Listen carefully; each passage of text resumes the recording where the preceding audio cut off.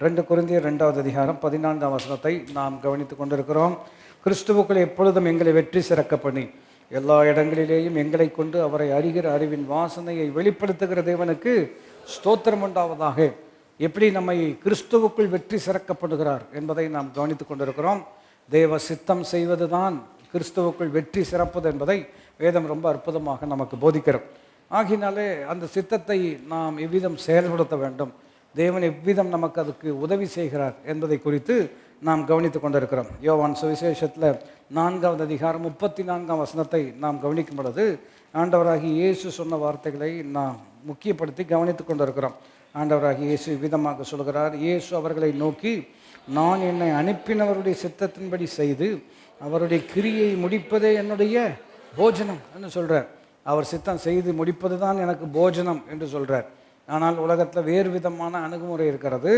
எல்லாம் பிழைப்புக்காக நாம் செய்கிறோம் என்று, வைத்து பிழைப்புக்காக தான் வேலைக்கே போகிறோம் என்பது போல ஒரு அணுகுமுறை இருக்கிறோம். ஆனால் வேதம் எப்படி போதிக்கிறது என்று கேட்டால், அழைப்பை நிறைவேற்றுவது தான் நமக்கு மிகப்பெரிய நன்மை, அதுதான் ஆகாரம் என்று வேதம் சொல்லுகிறோம். அப்போ அதை செயல்படுத்தும் பொழுது எவ்விதம் அதை செயல்படுத்த முடியும் என்று ஒரு கேள்வி கேட்கும் பொழுது தான் பாருங்கள், வார்த்தை எவ்வளவு முக்கியம், எவ்விதம் தேவன் நம்மோடு இடைப்படுகிறார், பேசுகிறார், வார்த்தையினால் விருப்பத்தை கொண்டு வருகிறார், வார்த்தையின் மூலமாக தான் அற்புதமான வல்லமை வெளிப்படுத்துகிறார் என்பதை நாம் கவனிக்கிறோம். ஆகையினால யோவான் 15வது அதிகாரத்தில் பாருங்கள் 5ஆம் வசனத்தை போன வாரம் நம்ம கவனித்தோம். அவருடைய சித்தம் செய்வது தான் போஜனம் என்று சொல்கிறாரு. ஆனால் அவர் சித்தம் செய்வதற்கு நமக்கு அவருடைய உதவி எவ்வளவு தேவை என்பதை வேதம் ரொம்ப அற்புதமாக போதிக்கிறோம். 15வது அதிகாரம் யோவான் சுவிசேஷம் 5வது வசனத்தை நாம் வாசிப்போம் என்று சொன்னால், நானே திராட்சை செடி, நீங்கள் கொடிகள். ஒருவன் என்னிலும் நான் அவனில் நிலைத்திருந்தால் அவன் மிகுந்த கனிகளை கொடுப்பான். என்னை அல்லாமல் உங்களால் ஒன்றும் செய்ய முடியாது. போன வாரம் அதை தான் நம்ம கவனித்தோம். அவர் இல்லாமல், அவருடைய பலன் இல்லாமல் நம்மால் ஒன்றும் செய்ய முடியாது. ஆனால் உலகத்தில் நம்ம கவனிக்கும் பொழுது பாருங்கள், மனிதன், தொழில்நுட்பம், பலவிதமான அற்புதமான வளர்ச்சி, விளைவு என்னவென்று கேட்டால் பாருங்கள், நிலாவுக்கெல்லாம் போயிட்டு வரக்கூடிய அளவுக்கு ரொம்ப திறமையெல்லாம் இருக்கிறோம். அப்போது என்னால் அன்றி உங்களால் ஒன்றும் செய்ய முடியாது என்று சொன்னால், இப்போ இதையெல்லாம் யாருடைய உதவியில் செய்கிறோம்? நாங்கள் மனசு வைக்கிறோம், நாங்கள் ஆராய்ச்சி செய்கிறோம், நாங்கள் முயற்சி எடுக்கிறோம், நாங்கள் பிரயாசப்படுகிறோம் என்று மனிதன் சொல்லும் பொழுது ஒரு விதத்தில் ஏற்றுக்கொள்ளக்கூடிய ஒரு விதமாக நம்ம பார்க்கலாம். ஆனால் இங்கு வேதம் சொல்லப்படக்கூடிய முக்கியமான விஷயம் என்னவென்று கேட்டால், நான் நினைத்ததை செய்வதை குறித்து அங்கே சொல்லவில்லை. அவர் நினைத்ததை நாம் செய்வதற்கு அவருடைய பலன் கட்டாயம் நமக்கு தேவைன்னு சொல்லியிருக்கார். மறுபடியும் கேள்வி கேட்க வேண்டாம். ஏன் அவர் நினச்சது தான் நம்ம செய்யணுமா? ஏன் நாங்கள் நினச்சது நாங்கள் செய்யக்கூடாதா அப்படின்னு ஒரு கேள்வி கேட்டிங்கன்னா, நீங்கள் நினச்சது செய்யலாம். ஆனால் எது நிலை நிற்கும் என்று கவனித்து பார்க்கும் பொழுது உலகமும் அதன் ஆசை இச்சைகளும் ஒளிந்து போகும், கர்த்தருடைய சித்தம் செய்கிறவனை என்றென்றைக்கும் நிலைத்திருப்பான் என்று சொல்லும் பொழுது மறுபடியும் அராஜகத்தின் நிமித்தமாக சில இவ்விதம் சொல்ல முடியும். அவர்கள் என்ன சொல்லுவார்கள் என்று கேட்டால், நிலைத்திருக்கணும்னு எங்களுக்கு பெருசாக ஒன்றும் விருப்பமெல்லாம் ஒன்றும் கிடையாது. இருக்கும் பொழுது என்னத்தை அனுபவிக்கணுமோ, எதை சாதிக்கணுமோ அதை சாதிச்சுட்டு போகும்போது போயிட்டே இருக்க வேண்டியதானே. இதை நிலைச்சிருந்தானே, நிலைத்து இல்லாவிட்டால் என்ன அப்படின்னு ஒரு நபர் கேள்வி கேட்பார் என்று சொன்னால், இவர் விளங்கி கொள்வதற்கே தேவன் அருள் வேண்டும் இல்லையா? அதனால தான் பைபிள் சொல்லுகிறது, பிரபஞ்சத்தின் அதிபதியானவன் ஜனங்களுடைய மனக்கண்ணை என்ன செய்து வைத்திருக்கிறான்? குருடாக்கி வச்சிருக்கிறதுனால மனக்கண் குருடாக்கப்பட்ட நிலைமையில் அவனுக்கு விளக்கம் சொல்வது ஏற்றுக்கொள்ளக்கூடிய விதமாக அவனுக்கு இருப்பதற்கு வாய்ப்பில்லை. ஆகையினால தான் நாம் ஆண்டவருக்கு பல கோடி நன்றி செலுத்த வேண்டும். அப்படிப்பட்ட நிலைமையில் இருந்த நம்முடைய மனக்கண்ணை கர்த்தர் திறந்ததின் விளைவு இன்றைக்கி ஆலயத்தில் நாம் மறந்திருக்கிறோம். இப்படி வீம்பு பேசாதபடிக்கு சித்தம் செய்வதற்கு நம்மை அர்ப்பணிப்பதுக்கு என்ன காரணம் என்று கேட்டால், அந்த மனக்கண்ணை கர்த்தர் பிரகாசமுள்ளதாக என்ன செய்திருக்கிறார், மாற்றியிருக்கிறார் என்பதை வேதம் நமக்கு போதிக்கிறோம். ஆகினாலே அவருடைய உதவி இல்லாமல் ஒன்றும் செய்ய முடியாது என்று சொல்லும் பொழுது, அவருடைய சித்தத்தை செய்வதற்கு அவர் எவ்விதம் உதவி செய்கிறார், அது எவ்விதம் நம்முடைய வாழ்க்கையில் செயலாக்கத்தில் ஆண்டவர் கொண்டு வருகிறார் என்பதை நாம் கற்றுக்கொள்வது ரொம்ப ரொம்ப அவசியம். மறுபடியும் அந்த வசனத்தை நாம் வாசிப்போம் என்று சொன்னால், நானே திராட்சை செடி, நீங்கள் கொடிகள். ஒருவன் என்னிலும் நான் அவனிலும் நிலைத்திருந்தால் அவன் மிகுந்த கனிகளை கொடுப்பான். என்னை இல்லாமல் உங்களால் ஒன்றும். அப்போ குறிப்பிட்ட வார்த்தை அந்த 5ஆம் வசனத்தில் நம்ம கவனிக்கும் பொழுது நிலைத்திருந்தால் அப்படின்னு சொல்கிறார் அல்லவா? நான் அவனிலும் அவன் என்னிலும் நிலைத்திருந்தால் மிகுந்த கனிகளை கொடுப்பான். என்னில் நிலைத்திராவிட்டால் என்னால் அன்றி அவனால் ஒன்றுமே செய்ய முடியாதுன்னு சொல்கிறார். அப்போ இந்த நிலைத்திருந்தல் என்றால் என்ன அர்த்தம்? அதைத்தான் இன்றைக்கி நம்ம கவனிக்கணும். ஏன் அது ரொம்ப கற்றுக்கொள்வது ரொம்ப அவசியம். அது நீங்கள் போக போக நாம் அதை புரிந்து கொள்ள ஆண்டவர் நமக்கு உதவி செய்வார். இப்போ நிலைத்திருந்தால் என்று சொன்னால் என்ன அர்த்தம்னா, ஆங்கில வார்த்தை ரிமெயின் இருக்கிறது. ரிமெயின் சொல்கிறது, அபைடுங்கிற ஒரு வார்த்தை இருக்கிறது. இதெல்லாமே அதை விளக்கக்கூடியதாக இருக்கிறோம். அதனால் நாம் இதை இன்னும் எளிமையாக ஒரு வகையில் விளங்கி கொள்ள வேண்டும் என்று சொன்னால், அதை இந்த வார்த்தை சொல்லி நான் உங்களுக்கு உதாரணப்படுத்தும்படியாக விரும்புகிறேன். அதாவது ஒருவன் என்னில் நிலைத்திருந்தால் என்று சொல்லும் பொழுது, if a man is connected to மீன்னு சொல்லலாம். இணைந்திருந்தால் சொல்கிறது எப்படிப்பட்டது? இணைந்திருந்தால். அதை எப்படி ஏன் அப்படி சொல்லலாம் அப்படின்னு ஒரு கேள்வி எழுப்புவோம் என்று சொன்னால், 15ஆம் அதிகார ஆரம்பத்தையே கவனித்து பார்ப்பீர்கள் என்று சொன்னால், நான் திராட்சை செடி, நீங்கள் கொடிகள்னு சொல்கிறார். கொடி என்னோ செடியோடு இணைந்திருந்தால் மாத்திரம்தான் அந்த கொடியானது மிகுந்த கனிகளை என்ன செய்யும். அப்போது கனெக்ஷனுங்கிறது தான் ரொம்ப முக்கியமான ஒரு நாம் விளங்கி கொள்ளக்கூடிய ஒரு வார்த்தையாக இருக்கிறோம். கனெக்ஷனுங்கிறது ரொம்ப ரொம்ப முக்கியங்கிறத நம்ம புரிஞ்சுக்கொள்கிறோம். இதை எப்படி நம்ம உதாரணப்படுத்தலாம் என்று கேட்டால் பாருங்கள், to be united with God is to be connected to காட்னு சொல்லலாம் இல்லையா? To be connected to God is to be united with God என்று சொல்வதற்கும் சத்திய ஆதாரங்கள் அற்புதமாக இருக்கிறோம். அப்போ இதை நம்ம எல்லாரும் விளங்கி கொள்ளக்கூடிய ஒரு விதத்தில் இதை நம்ம உதாரணப்படுத்த வேண்டும் என்று சொன்னால், இந்த நாட்களில் இன்டர்நெட்டுங்கிறது ரொம்ப ரொம்ப முக்கியம் இல்லையா? ரொம்ப அவசியமாக இருக்கிறது. ஒரு சில வருஷங்களுக்கு முன்பதாக ஒரு சர்வே ஒன்று எடுக்கப்பட்டது. அந்த சர்வேயில் அதாவது what is the one thing that you cannot leave without அப்படின்னு ஒரு கேள்வி. அதாவது இது இல்லைன்னா என்னால் வாழவே முடியாது அப்படின்னு நீங்கள் எதை நினைக்கிறீங்க அப்படின்னு ஒரு சர்வேயில் ஆச்சரிய விதமான பதில் என்னவென்று கேட்டால், பிராணவாயு 2வது இடத்துல தான் இருந்தது. முதல் இடத்துல என்ன சொல்லிட்டாங்க அப்படின்னா, யோசித்து சொன்னாங்களா யோசிக்காமல் சொன்னாங்களோ, முதல் இடத்துல இன்டர்நெட் இல்லாமல் என்னால் வாழவே முடியாது, அதே நேரத்தில் எதுவும் வேணும், பிராணவாயுவும் வேணும். ஒரு வகையில் அப்படி ஆயிடுச்சு அல்லவா? இப்போ கவனித்து பார்த்தீங்க அப்படின்னு சொன்னோம்னா, இப்போ மெடிக்கல் சிஸ்டமெல்லாம் ரொம்ப அற்புதமாக நல்ல அறிவியலெல்லாம் முன்னேற்றங்களெல்லாம் அடைந்திருக்கிறார். ஆனால் இது எல்லாமே கனெக்டடாக இருக்கிறது இல்லையா? இன்டர்நெட்டு கனெக்டடாக இருக்கிறது. இப்போ யுத்தம் நடைபெறுகிறது, யுத்தம் நடைபெறும்போது குண்டு போடுறாங்க, இதெல்லாம் போடுறாங்க. ஆனால் அதே சமயத்தில் ஒரு த்ரெட்டு சொல்கிறாங்க. என்ன த்ரெட்டு சொல்கிறாங்க அப்படின்னு சொன்னோம்னா, இது அண்டர் வாட்டர் கேபிளை கட் பண்ணி விட்டுருவோன்னு சொல்கிறாங்க. கேபிள்னால் அது மூலமாக தான் இந்த இன்டர்நெட்டு செயலாக்கமெல்லாம் இருக்கிறது. ஆகினால குண்டு போடுறது காட்டிலும் ஒயரை கட் பண்ணி விட்டோம்னா இங்கே வர வேண்டியது என்ன செய்யாது, வராது. எதுக்கு இந்த உதாரணம் சொல்கிறோம்? இந்த இணைப்புங்கிறது ரொம்ப ரொம்ப முக்கியம். இப்போ எல்லாமே இணைச்சி தான் வச்சுருக்கிறோம். ப்ளூடூத்துன்னு வச்சுருக்கிறாங்க அல்லவா? அது ஒரு அற்புதமான டெக்னாலஜி. நாங்கள்லாம் ஸ்கூலில் படிக்கிற காலத்தில் ஒய்இசி ஒரு எல்லோ டீத் எல்லோன்னு சொன்னாங்க. இப்போ அதெல்லாம் மாறி இப்போ என்ன ஆயிடுச்சு, ப்ளூடூத்தெல்லாம் வந்துடுச்சு. அதில் புரியவே இல்லை, பரவாயில்ல, நான் சொல்கிறது புரிகிறதா? இப்போ ப்ளூடூத்தெல்லாம் வந்துடுச்சு. அப்போது கனெக்ட் பண்ணணும் இல்லையா? பார்த்தீங்கன்னா வீட்டில் எல்லா பொருளும் கனெக்டடாக இருக்கிறது. அலெக்ஸான்னு ஒரு அம்மா இருக்கிறாங்க, கேட்டிருக்கீங்களா? அந்த அம்மா சிலர் வீட்டில் இருக்கிறாங்க இல்லையா? Alexa do this, Alexa do that அப்படின்னு சொன்னோம்னா பரவாயில்ல, பொண்டாட்டி கூட நம்ம பேச்சை கேட்குறது இல்லை. நான் சொல்கிறது புரிகிறதா? அந்த மாதிரி ஒரு டெக்னாலஜியெல்லாம் வச்சுருக்குறான். இதுக்கு எல்லாத்துக்குமே நன்றி சொல்லுகிறோம். இதுக்கும் நன்றி சொல்லுறோம். இன்றைக்கி இணைப்பு இல்லையா? இந்த இன்டர்நெட் இருக்கிறதுனால இந்த ஆராதனை என்ன செய்கிறோம், லைவ் ஸ்ட்ரீமிங் செய்கிறோம். பெரிய ஆசீர்வாதம். ஆராதனைக்கு வர முடியாதவர்கள் இல்லையா, வரணும்னு விருப்பம் இருக்கிறது, முடியல, சரீர பிரச்சனை, பல விதங்களில் அவங்களுக்கு சவால்கள் இருக்கிறது. சிலர் வயதான அந்த காரணத்து நிமித்தமாக ஆலயத்துக்கு அவங்களால என்ன செய்ய முடியறதில்லை, வர முடியறதில்லை. அவர்கள் எல்லாரும் வீட்டிலேயே இருந்து இல்லையா, அங்கே என்ன நடக்குதோ அதை அப்படியே பார்த்து பங்கு பெறுவதற்கு இந்த அற்புதமான வசதிகளுக்காக ஆண்டவருக்கு நன்றி செலுத்துகிறோம். ஆனால் இதில் எல்லாம் ரொம்ப முக்கியமான விஷயம் என்னவென்று கேட்டால், இவ்வளவு டெக்னாலஜி இருந்தாலும் அதோட எப்படி கனெக்ட் பண்ணணும்னு நமக்கு தெரியல அப்படின்னு சொன்னோம்னா, இவ்வளவு வசதிகள் இருந்தாலும் மற்றவர்கள் அனுபவிப்பார்களே தவிர அது உங்களுடைய அனுபவமாக மாறுவதற்கு வாய்ப்பு இல்லாமல் போயிடும். கரண்ட்டும் அந்த மாதிரி தானே இல்லையா? ஒரு வகையில் கவனித்து பார்ப்போம்னா, பக்கத்து வீட்டில் லைட் எரியுது, ஆனால் நம்ம வீட்டில் லைட் எரியல அப்படின்னு சொன்னோம்னா, மறுபடியும் அது வரைக்கும் நமக்கு என்ன இருக்கிறது, வசதி இருக்கிறது, எதனால் நம்ம வீட்டுக்குள்ளே வரல அப்படிங்கிறத நம்ம யோசித்து பார்ப்பது ரொம்ப ரொம்ப அவசியம். ஒரு காலத்தில் நான் பல முறைகளுக்கு உதாரணப்படுத்தியிருக்கிறேன். இந்த யூபிஎஸ் எல்லாம் இல்லாத காலத்தில் கரண்ட்டு போயிடுச்சு அப்படின்னு சொன்னால தலையை விலகி விட்டு பக்கத்து வீட்டை தான் பார்ப்பாங்க. பக்கத்து வீட்லேயும் கரண்ட்டு போயிடுச்சுன்னா ரொம்ப ஆறுதல். நமக்கு மாத்திரம் இல்லை, எல்லாருக்கும் தான் அந்த பிரச்சனைன்னு ஒரு வகையில் சந்தோஷப்பட்டோம். ஆனால் பக்கத்து வீட்டில் லைட் எரியுது, இந்த பக்கத்து வீட்லேயும் லைட் எரியுது, நம்ம வீட்டில் மாத்திரம்தான் லைட் எரியலன்னு சொல்லும் பொழுது தான் நமக்கே கொஞ்சம் யோசனையாக இருக்கிறது, எதனால் அப்படின்னு. நான் சொல்லுகிறேன், கல்வாரி சிலுவையில் இயேசு செய்து முடித்த அற்புதமான கிரியின் விளைவு கோடான கோடி மக்களுடைய ஆத்மாக்கள் ரட்சிக்கப்பட்டிருக்கிறது.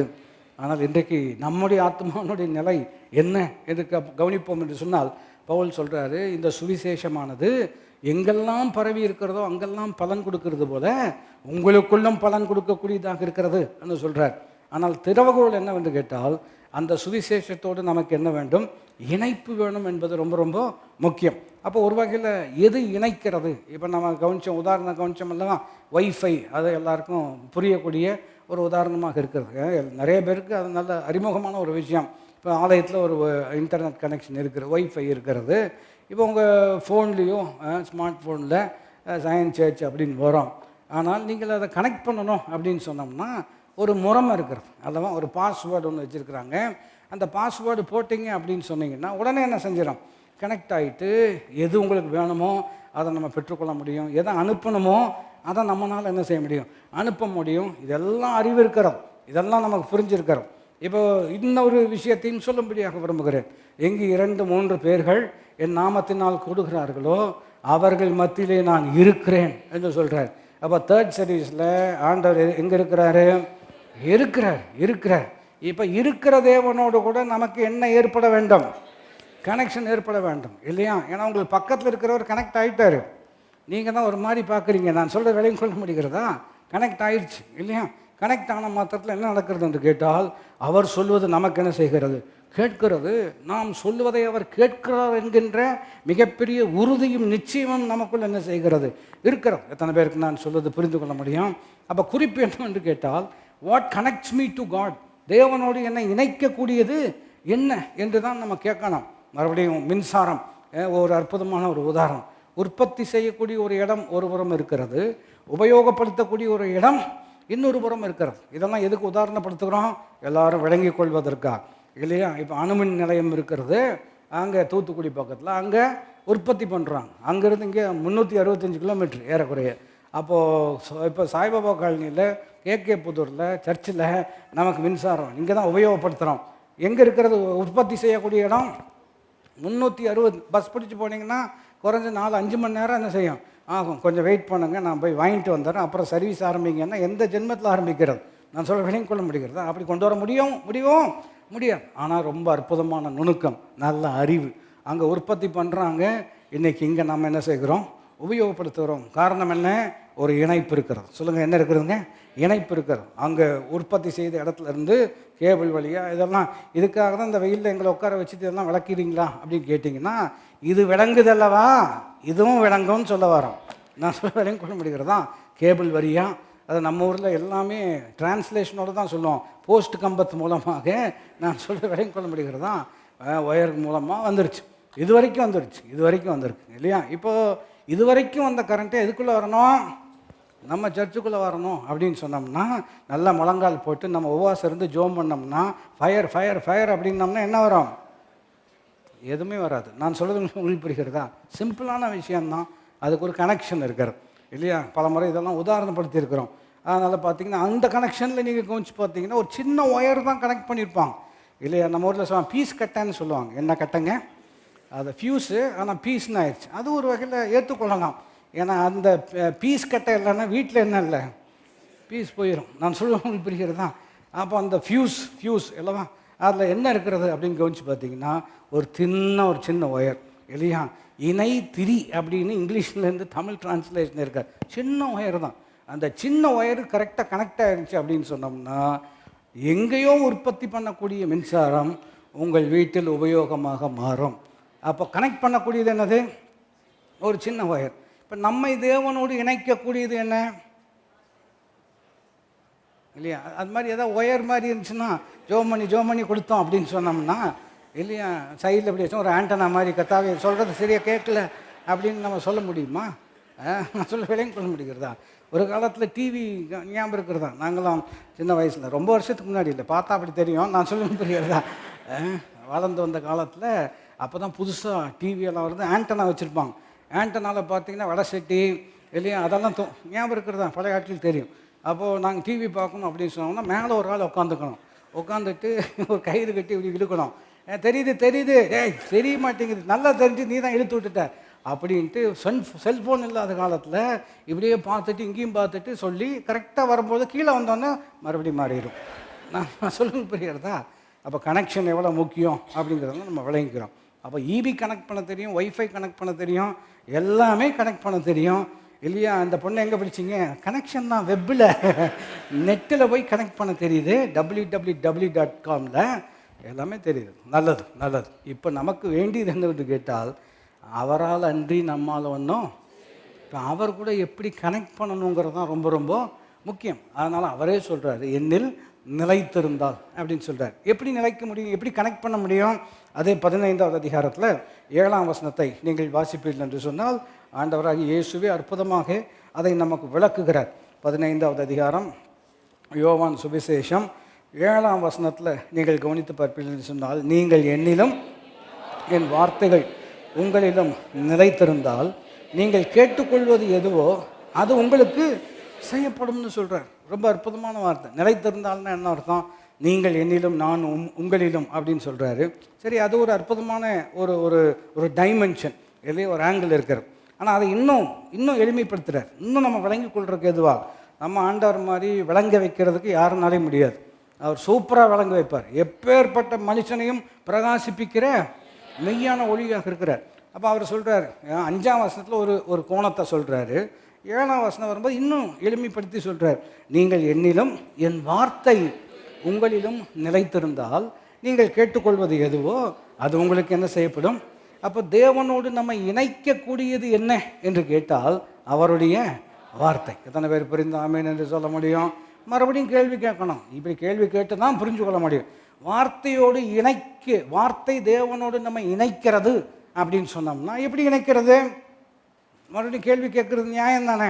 இப்போ உங்கள் பிள்ளையே வந்து கேட்குறாங்கங்க, அப்பா இந்த மாதிரி அம்மா வார்த்தை தான் தேவனோடு நம்ம இணைக்கிறதுன்னு நீங்கள் சொன்னீங்க அப்படின்னு உங்கள்கிட்ட கேட்குறாங்க. எப்படி இணைக்குதுன்னு சொல்லுங்க பார்ப்போம் அப்படின்னு கேட்டாங்கன்னா என்ன பண்ணலாம்? பேசக்கூடாது. பெரியவங்க சொன்னால் நான் சொல்ல புரியுது உங்களுக்கு அப்படின்னா சரின்னு சொல்லிக்குவாங்க. ஆனால் விளக்கம் சொல்வது ரொம்ப ரொம்ப அவசியம். இப்போது இது தேவ வார்த்தை, சரிங்களா? இது தேவ வார்த்தை. தேவனோடு நம்ம எப்படி கனெக்ட் பண்ணுகிறது, இணைக்கிறது அப்படின்னு சொன்னோம்னா, அது அப்படியே நெஞ்சு மேலே வச்சுருந்தீங்க அப்படின்னு சொன்னோம்னா அப்படி சொல்லலாமா? இல்லை, அது சரியில்லைன்னு நமக்கே புரியும். சிலர் அப்படி அதெல்லாம் சொல்லக்கூடிய ஆட்கள்லாம் இருக்கிறாங்க, நம்ம குறையாக சொல்லலை. ஒரு விதத்தில் உதாரணப்படுத்துவதற்காக அப்படி சொல்லுவதற்கு வாய்ப்பு இருக்கிறோம். இப்போ உதாரணத்துக்கு நைட்டு கண்ட கனவெல்லாம் வருது அப்படின்னு சொன்னோம்னா, தலையணைக்கு இடையில் பைபிள் வச்சு தூங்குனீங்கன்னா என்ன வராது அப்படின்னு சிலர் சொல்கிறதுலாம் நான் என்ன செஞ்சுருக்கிறேன், கேட்டிருக்கிறேன் இல்லையா? பட் அதுக்கு இதுக்கு என்ன இல்லை. சரி, அவங்களுடைய எளிமையான ஒரு நம்பிக்கையை ஒரு வேளை கர்த்தர் என்ன செய்ய முடியும், கனப்படுத்துவதற்கு வாய்ப்பு இருக்கிறது. ஆனால் எப்படி, how are we connected to God through his word? வார்த்தையின் மூலமாக தேவனோடு இணைப்பு எப்படி ஏற்படுகிறது? இதை விளங்கிக் கொள்வது ரொம்ப ரொம்ப அவசியம். எபேசியர்கள் நிருபத்தில் 1வது அதிகாரத்தில் விளக்கம் இருக்கிறது இல்லையா? இதுதான் அற்புதமான தேவனுடைய வார்த்தை.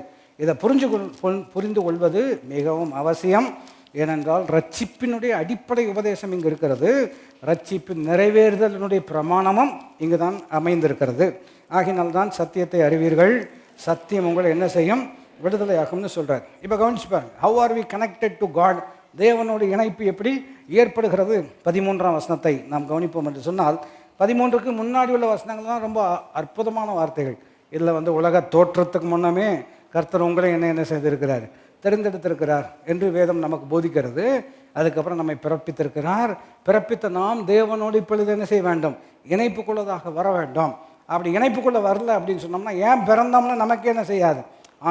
அதாவது ஒரு சொற்றொடர் எப்படி சொல்லுகிறது என்று கேட்டால், அதாவது science and God are not against each அதர்னு சொல்லுவாங்க.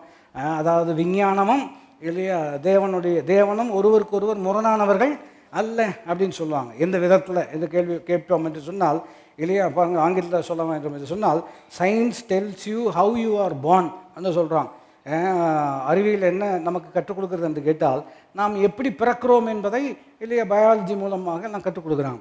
ஆனால் தேவன் இந்த வேதம் என்ன கற்றுக் கொடுக்கிறது என்று கேட்டால், நாம் எப்படி பிறந்திருக்கிறோம் என்று அறிவியல் கற்றுக் கொடுக்க, எதற்கு பிறந்திருக்கிறோம் என்பதை யார் கற்றுக் கொடுக்குறா? அப்போ இதுவும் நம்ம தெரிஞ்சிருக்கணும். இதுவும் நம்ம தெரிந்திருப்பது எந்த விதத்திலும் குறைவாக நம்ம அதை ஏற்றுக்கொள்வதற்கு இல்லை. அப்போ இங்கே குறிப்பாக கவனிப்போம் என்று சொன்னால் 13ஆம் வசனத்தில் தான் நம்ம எப்படி இந்த இணைப்பு ஏற்படுகிறது என்பதை கவனிக்கிறோம். எல்லாரும் இணைந்து வாசிக்கும்படியாக இருக்கிறோம். நீங்கள் உங்கள் ரட்சிப்பின் சுவிசேஷமாகிய சத்திய வசனத்தை கேட்டு விசுவாசிகளான பொழுது வாக்குத்தத்தம் பண்ணப்பட்ட பரிசுத்த ஆவியால் அவருக்குள் முத்திரை போடப்பட்டீர்கள். அப்போ நம்ம கவனிக்கிறோம், எது தேவனோடு நம்ம இணைக்கிறது என்று கேட்டால் விசுவாசம், வார்த்தை. இதுதான் தேவனோடு நம்ம என்ன செய்கிறது, இணைக்கிறது. உதாரணத்தை இவ்விதம் சொல்ல வேண்டும் என்று சொன்னால் பாருங்கள், இந்த தேவன் தம்முடைய ஒரே பேரான குமாரனை விசுவாசிக்கிறவன் எவனோ அவன் கெட்டு போகாமல். அப்போ கெடுதியிலிருந்து உங்களை காப்பாற்றுவதற்கு தம்முடைய சொந்த குமாரனை கொடுத்து இவ்வளவாய் உலகத்தில் என்ன செய்திருக்கிறேன். அப்போ கெடுதி நிறைந்த உலகத்தில் நம்ம வாழ்ந்து கொண்டு இருக்கிறோம். நம்ம கெட்டு போகாமல் இருக்க வேண்டும் என்று சொன்னால் இந்த கெடுதியை நம்மை விட்டு நீக்கி அதை மேற்கொள்ள சிலுவையில் அவர் அந்த கேடானார். என்ன இருக்கிறதா விளைவு, நீதிமானுக்கு ஒரு கேடும் என்ன செய்யாது வர. அப்போ ப்ரொவிஷன் ஹஸ் பீன் மேட். இதை ஜெயிப்பதற்கு வழிமுறை ஏற்கனவே செய்யப்பட்டிருக்கிறது. ஆனால் வழிமுறை ஏற்கனவே செய்து முடித்தவரோடு எப்படி இணைப்பு ஏற்படுகிறது என்று கேட்டால் விசுவாசிக்கிறவன் எவனோ அப்படின்னு இருக்கிறார். அப்போ விசுவாசம்தான் தேவனோடு நம்ம இணைக்கிறது என்று சொன்னால் இந்த விசுவாசம் எப்படி வருதுங்கிறதையும் நம்ம என்ன செய்ய வேண்டும், புரிந்து கொள்ள வேண்டும். சில நேரங்கள் எப்படி நம்ம உதாரணப்படுத்துகிறோம் அப்படின்னு சொன்னோம்னா, நீங்கள் விசுவாசிக்கிறீங்களா அப்படின்னு கேட்குறோம். அப்போது ஆமாங்க அப்படின்னு சொல்கிறாங்க. ஆனால் சில நேரத்தில் உடனே நினச்ச மாதிரி எதுவும் நடைபெறாமல் போகும் பொழுது உங்களுக்கு விசுவாசம் பத்தல, நல்லா விசுவாசிங்க அப்படின்னு சொல்லிடுவாங்க. இப்போ நல்லா விசுவாசிக்கிறதுனா எப்படி நல்லா விசுவாசிக்க முடியும், அது என்னன்னு சொன்னால் தானே நமக்கு புரிந்து கொள்ள முடியும். உதாரணத்துக்கு எக்ஸாம் வருது, நல்லா படிக்கணும் அப்படின்னு சொல்கிறாங்க அல்லவா. பிள்ளை கேட்குறாங்க, உங்கள்கிட்ட நல்லா படிக்கணுன்னா எப்படிங்கன்னு கேட்குறாங்க. அதெல்லாம் கேட்கக்கூடாது. நான் சொல்லுங்க புரிகிறதா. நல்லா படிக்கணுன்னா என்ன, எப்படி படிக்கணும் அப்படின்னு சொன்னால் சில உதாரணங்கள்லாம் பார்த்துருப்பாங்க. டிவியில் சிலர் படிக்கும்போது ஆடிட்டே என்ன செய்வாங்க பார்த்துருக்கீங்களா, ஆடிட்டே படிப்பாங்க. அது ஒரு ரிதம் மாதிரி. நான் சொல்லுங்க புரிகிறதா. ஆடிட்டே படிக்கும்போது அது கொஞ்சம், அதை இன்னொரு கோணத்தில் சொல்லணும்னா, இந்த காய்ச்சல் வந்தால் சினுங்குன்னா ஒரு சுகம் இருக்கிறது. சொல்கிறது விளங்கி கொள்ள முடிகிறதா. சினுங்குன்னா என்ன இருக்கும், அப்படி கொஞ்சம் அனத்திக்கிட்டே இருந்தாங்கன்னா கொஞ்சம் சுகமாக இருக்கிற மாதிரி தெரியும். அப்படி பண்ணுறதா. படிக்கிறதா எப்படி படிக்கணும் இல்லையா. அப்போ புரிஞ்சு படிக்கணும்னு சொல்கிறோம். சொல்லுங்கள், எப்படி படிக்கணும், புரிஞ்சு படிக்கணும். புரிஞ்சுன்னா புரியணுமே, யாரோ ஒருத்தர் சொல்லி தரணுமே. அப்போ அது எவ்வளோ முக்கியமாக இருக்கிறதோ. இப்போ விசுவாசிக்கணுன்னா எப்படி, விசுவாசம் எப்படி வரும் அப்படின்னு கேட்டிங்கன்னா, விசுவாசம் எப்படி வரும், கேள்வினால் வரும். எதை கேட்பதினால் வரும், தேவனுடைய வார்த்தையை கேட்பதினால் வரும். அதை தான் இங்கே விளக்கம் சொல்லப்படுகிறோம். விளக்கம் எப்படி இருக்கிறது என்று கேட்டால், நீங்களும் உங்கள் ரட்சிப்பின் சுவிசேஷமாகிய சத்திய வசனத்தை கேட்டு. அப்போ விசுவாசம் எதனால் வரும் அப்படின்னு கேட்போம் என்று சொன்னால், கதை கேட்பதினால் அல்ல. கதை சொல்கிறது தப்பா அப்படின்னு கேட்டீங்க, கதை சொல்கிறது தப்பு இல்லை. ஆனால் கதை ஒருவனையும் ரட்சிக்க போகிறது இல்லை ஆகினால் தான் பேதுரு எழுதப்படுது, நாங்கள் கட்டுக்கதைகளை நம்புகிறவர்கள் அல்ல இல்லையா.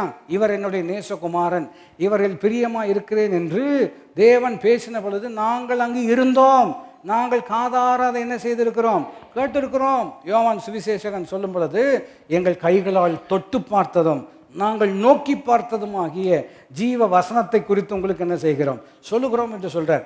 அப்போ ரட்சிப்பின் சத்தியத்தை கேட்டால்தான் ரட்சிப்பு உண்டாகும்.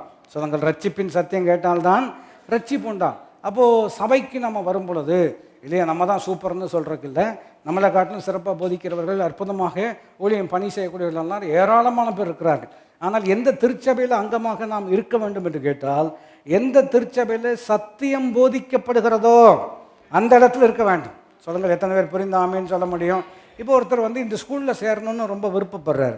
ஏங்க அந்த ஸ்கூலில் சேரணும்னு விருப்பப்படுறீங்க அப்படின்னு கேட்டிங்கன்னா, அந்த யூனிஃபார்ம் எனக்கு பிடிச்சிருக்குங்கிறாரு. தப்புன்னு சொல்லலாமா இல்லையா. நாங்கள்லாம் படித்த ஸ்டேன் ஸ்கூலில் படித்தோம். அந்த சூப்பரான ஸ்கூல் 1861 வருஷத்தில் அந்த ஸ்கூல் நிர்வகிக்கப்பட்டது. எதற்கு என்று கேட்டால், 1980 நான் அங்கே போவேன் என்பதற்காக. நான் சொல்ல விளங்கி கொள்ள முடிகிறதா. ஒரு நூற்றாண்டுக்கு முன்னமே என்ன செஞ்சுருக்கிறாங்க. அப்போ எங்கள் ஸ்கூல் யூனிஃபார்ம் என்னென்னா காக்கி. நான் சொல்லுறது புரிகிறதா. பஸ்ஸில் ஏறினோம்னா கண்டக்டருக்கும் நமக்கும் என்ன தெரியாது. நான் சொல்லுறது புரிகிறதா.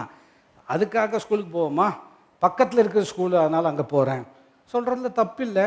ஆனால் ஸ்கூலுக்கு எதுக்கு போகணும் அப்படின்னா, அங்கே என்ன பண்ணணும் சொல்லுங்கள், என்ன பண்ணணும், நல்லா சொல்லிக் கொடுக்கணும். ஆக்ஸ்போர்டில் போய் படிக்கிறாங்க. என்னதுங்க, ஆக்ஸ்போர்ட் அப்படின்னு கேட்டாலே அது ரொம்ப ஒரு பெருமையான ஒரு, அது அப்படியே தமிழாக்கம் செய்தோம் என்று சொன்னால் எருமைப்பாளையம் என்பது தான் அதனுடைய லிட்ரல் டிரான்ஸ்லேஷன். நான் சொல்வது விளங்கி கொள்ள முடிகிறதா? இப்போ ஆக்ஸ்போர்டில் படிச்சிருக்கீங்களா? நான் சொல்ல உங்களுக்கு புரிகிறதா? அங்கே போயிருக்கிறோம். உண்மையாகவே சூப்பரான ஒரு இடம், ரொம்ப அற்புதமான, ரொம்ப அறிவாளிகள் அங்கே இருந்திருக்கிறாங்க. தப்புன்னு சொல்ல. எதுக்கு இவ்வளோ பணம் செலவழித்து அங்கே போகிறாங்க? அங்கே என்ன பெருசாக, அங்கே நல்லா சொல்லித்தராங்க. கிரிட்டிக்கலாக திங்க் பண்ணுறதுக்கு என்ன சொல்கிறாங்க, சொல்லித்தராங்க. அங்கே போகிறோம். சர்ச்சுக்கு எந்த சர்ச்சுக்கு போகிறோம்? இது பக்கத்தில் இருக்கிறது, அதனால் போகிறோம் அப்படின்னு யாரோ சொல்லுவார் என்று சொன்னால் அவரை நாம் குறை சொல்லவில்லை. மறுபடியும் சொல்லுகிறேன், ஆலயத்துக்கு போகும் பொழுது அங்கு போதிக்கப்பட வேண்டும். வாருங்கள் தேவனுடைய ஆலயத்துக்கு போவோம், அங்கே அவர் தம்முடைய வழிகளை நமக்கு போதிப்பார், நாம் அவருடைய பாதைகளில் நடப்போம். அதான் சரியான முறை. ஆகினால தான் நேரம் எடுத்து போதிக்கிறோம். நான் சொல்கிறது எத்தனை பேர் புரிந்து கொள்ள முடியும்? நீங்கள் கேள்வியோடு வருவீர்கள் என்று சொன்னால் ஆண்டவர் உங்களுக்கு அற்புதமான பதில் வைத்திருக்கிறார். குழப்பமாக வருவீர்கள் என்று சொன்னால் இந்த இடத்தை விட்டு போகும்போது தெளிவாக தான் நீங்கள் போவீர்கள். எத்தனை பேர் புரிந்தாமேன்னு சொல்ல முடியும்? காரணம் என்னவென்று கேட்டால், கர்த்தருடைய வார்த்தை கண்களை தெளிவிக்கிறது, ஆத்துமாவை உயிர்ப்பிக்கிறது, இருதயத்தை சந்தோஷப்படுத்துகிறது, பேதையை ஞானியாக என்ன செய்கிறது, மாற்றுகிறது. அது தேனிலும் தேன் கூட்டிலிருந்து ஒழுகும் தெளிதேனிலும் எப்படிப்பட்டது, மதுரம் உள்ளது, பசும் பொன்னிலும் விரும்பப்படத்தக்கதும். நான் சொல்ல விளங்கிக் கொள்ள முடிகிறதா? அப்போ போதிக்கப்படுவது ரொம்ப ரொம்ப அவசியம் என்பதை நம்ம கவனிக்கிறோம். ஆகினால நீங்கள் ஜெபம் பண்ணணும், ஆண்டவரே நாங்கள் கற்றுக்கொள்ளக்கூடிய ஒரு இடத்துல நீர் எங்களை என்ன செய்ய வேண்டும், வைக்கணும். போதகருடைய வேலையும் அதே வேலை தான். நல்ல விளங்கக்கூடிய விதமாக நாம் அதை என்ன செய்ய வேண்டும், கற்றுக் கொடுக்கணும். விளங்கக்கூடிய விதமாக கற்றுக் கொடுக்க வேண்டும் என்று சொன்னால் நமக்கு விஷயம் தெரிந்திருக்க வேண்டும். விஷயம் தெரிஞ்சிருந்தால் மாத்திரம் சொல்ல போதாது, மற்றவங்க தெரிந்து கொள்ளக்கூடிய விதமாகவும் என்ன செய்ய வேண்டும். எத்தனை பேருக்கு நான் சொல்வது புரிகிறது? எதுக்கு இவ்வளவு சொல்லிட்டு இருக்கோம் அப்படின்னு சொன்னோம்னா, உங்கள் குடும்பத்துக்கு நீங்கள் தான் போதகர். பக்கத்தில் கூட பார்த்து சொல்லுங்க, உங்கள் குடும்பத்துக்கு நீங்கள் தான் போதகர். இப்போ உங்கள் பிள்ளை சர்ச்சுக்கு வரலன்னு வச்சுக்கோங்களேன், இன்றைக்கி அவங்களுக்கு யார் சொல்லி தருவான்னு நினைக்கிறீங்க? யார் சொல்லித்தரணும்? நம்ம தான். அடுத்த வாரம் வா பாஸ்டர் எப்படி இருந்தாலும் அதையே தான் திரும்ப உறுத்திட்டு இருப்பார் அப்படின்னு சொன்னீங்கன்னா, உங்களுக்காக விசேஷமாக நான் ஜெபம் பண்ண போகிறேன். நான் சொல்ல விளங்கிக் கொள்ள முடிகிறதா? யார் சொல்லித்தரணும்? நம்ம தானே சொல்லித்தரணும். நீதிமொழிகள் இருக்கிறது அல்லவா, என் தகப்பன் எனக்கு கற்றுக் கொடுத்ததாவது, என் தாய் எனக்கு போதித்ததாவது என்று சொல்கிறார். அதாவது அப்போ குறிப்பு நீங்கள் கவனித்து பார்த்தீங்க அப்படின்னு சொன்னீங்கன்னா, கற்றுக்கொள்வது ரொம்ப ரொம்ப அவசியம். அப்போது விசுவாசம்தான் தேவனோடு நம்ம இணைக்கிறது, வார்த்தை தான் தேவனோடு நம்ம இணைக்கிறது. அப்போ சத்திய சுவிசேஷத்தை நீங்கள் கேட்ட பொழுது அப்படின்னு சொல்கிறார் அல்லவா. அப்போ சத்தியம் எங்கே போதிக்கப்படுகிறதோ அங்கே கட்டாயம் நம்ம, அப்போ இதுதான் சத்தியம்னு எனக்கு எப்படிங்க தெரியும் அப்படின்னு கேட்குறது இன்னொரு முக்கியமான கேள்வி. இதுதான் சத்தியம்னு எனக்கு எப்படி தெரியும்? ஏன்னா சொல்லக்கூடிய விதம் சிறப்பாக இருக்கும் என்று சொன்னால், அதாவது எவ்விதம் இதை உதாரணப்படுத்த வேண்டும் என்று சொன்னால், பொய்யவே சூப்பராக சொன்னோம்னா உண்மை மாதிரியே கேட்கும். நான் சொல்கிறது நல்ல ஐடியா பாஸ்டர், நான் சொல்ல வேலைக்கு கொள்ள முடியாது தான். பொய்யை சூப்பராக சொல்லக்கூடியவங்க இருக்கிறாங்க. அதாவது ஆங்கிலத்தில் ஒரு எக்ஸ்ப்ரெஷன் சொல்லுவாங்க, he will sell ice to the எஸ்கிமோன்னு சொல்லுவாங்க. கேட்டிருக்கீங்களா? அப்படின்னு என்ன அர்த்தம்னா, இல்லையா, பனிக்கட்டி நிறைந்த இடத்துல குடியிருக்கிறவனுக்கு இவன் ஐஸ்கிரீம் விற்பான். அந்த அளவுக்கு இவனுக்கு என்ன இருக்கிறது, சாமர்த்தியம் இருக்கிறது. வாய் ஜாலத்தினால பலர் பல விதங்களில் வார்த்தைகள் சொல்வதற்கு வாய்ப்பு இருக்கிறது. ஆனால் சத்தியத்தை அறிவீர்கள், சத்தியம்தான் உங்களை விடுதலையாக்கும்.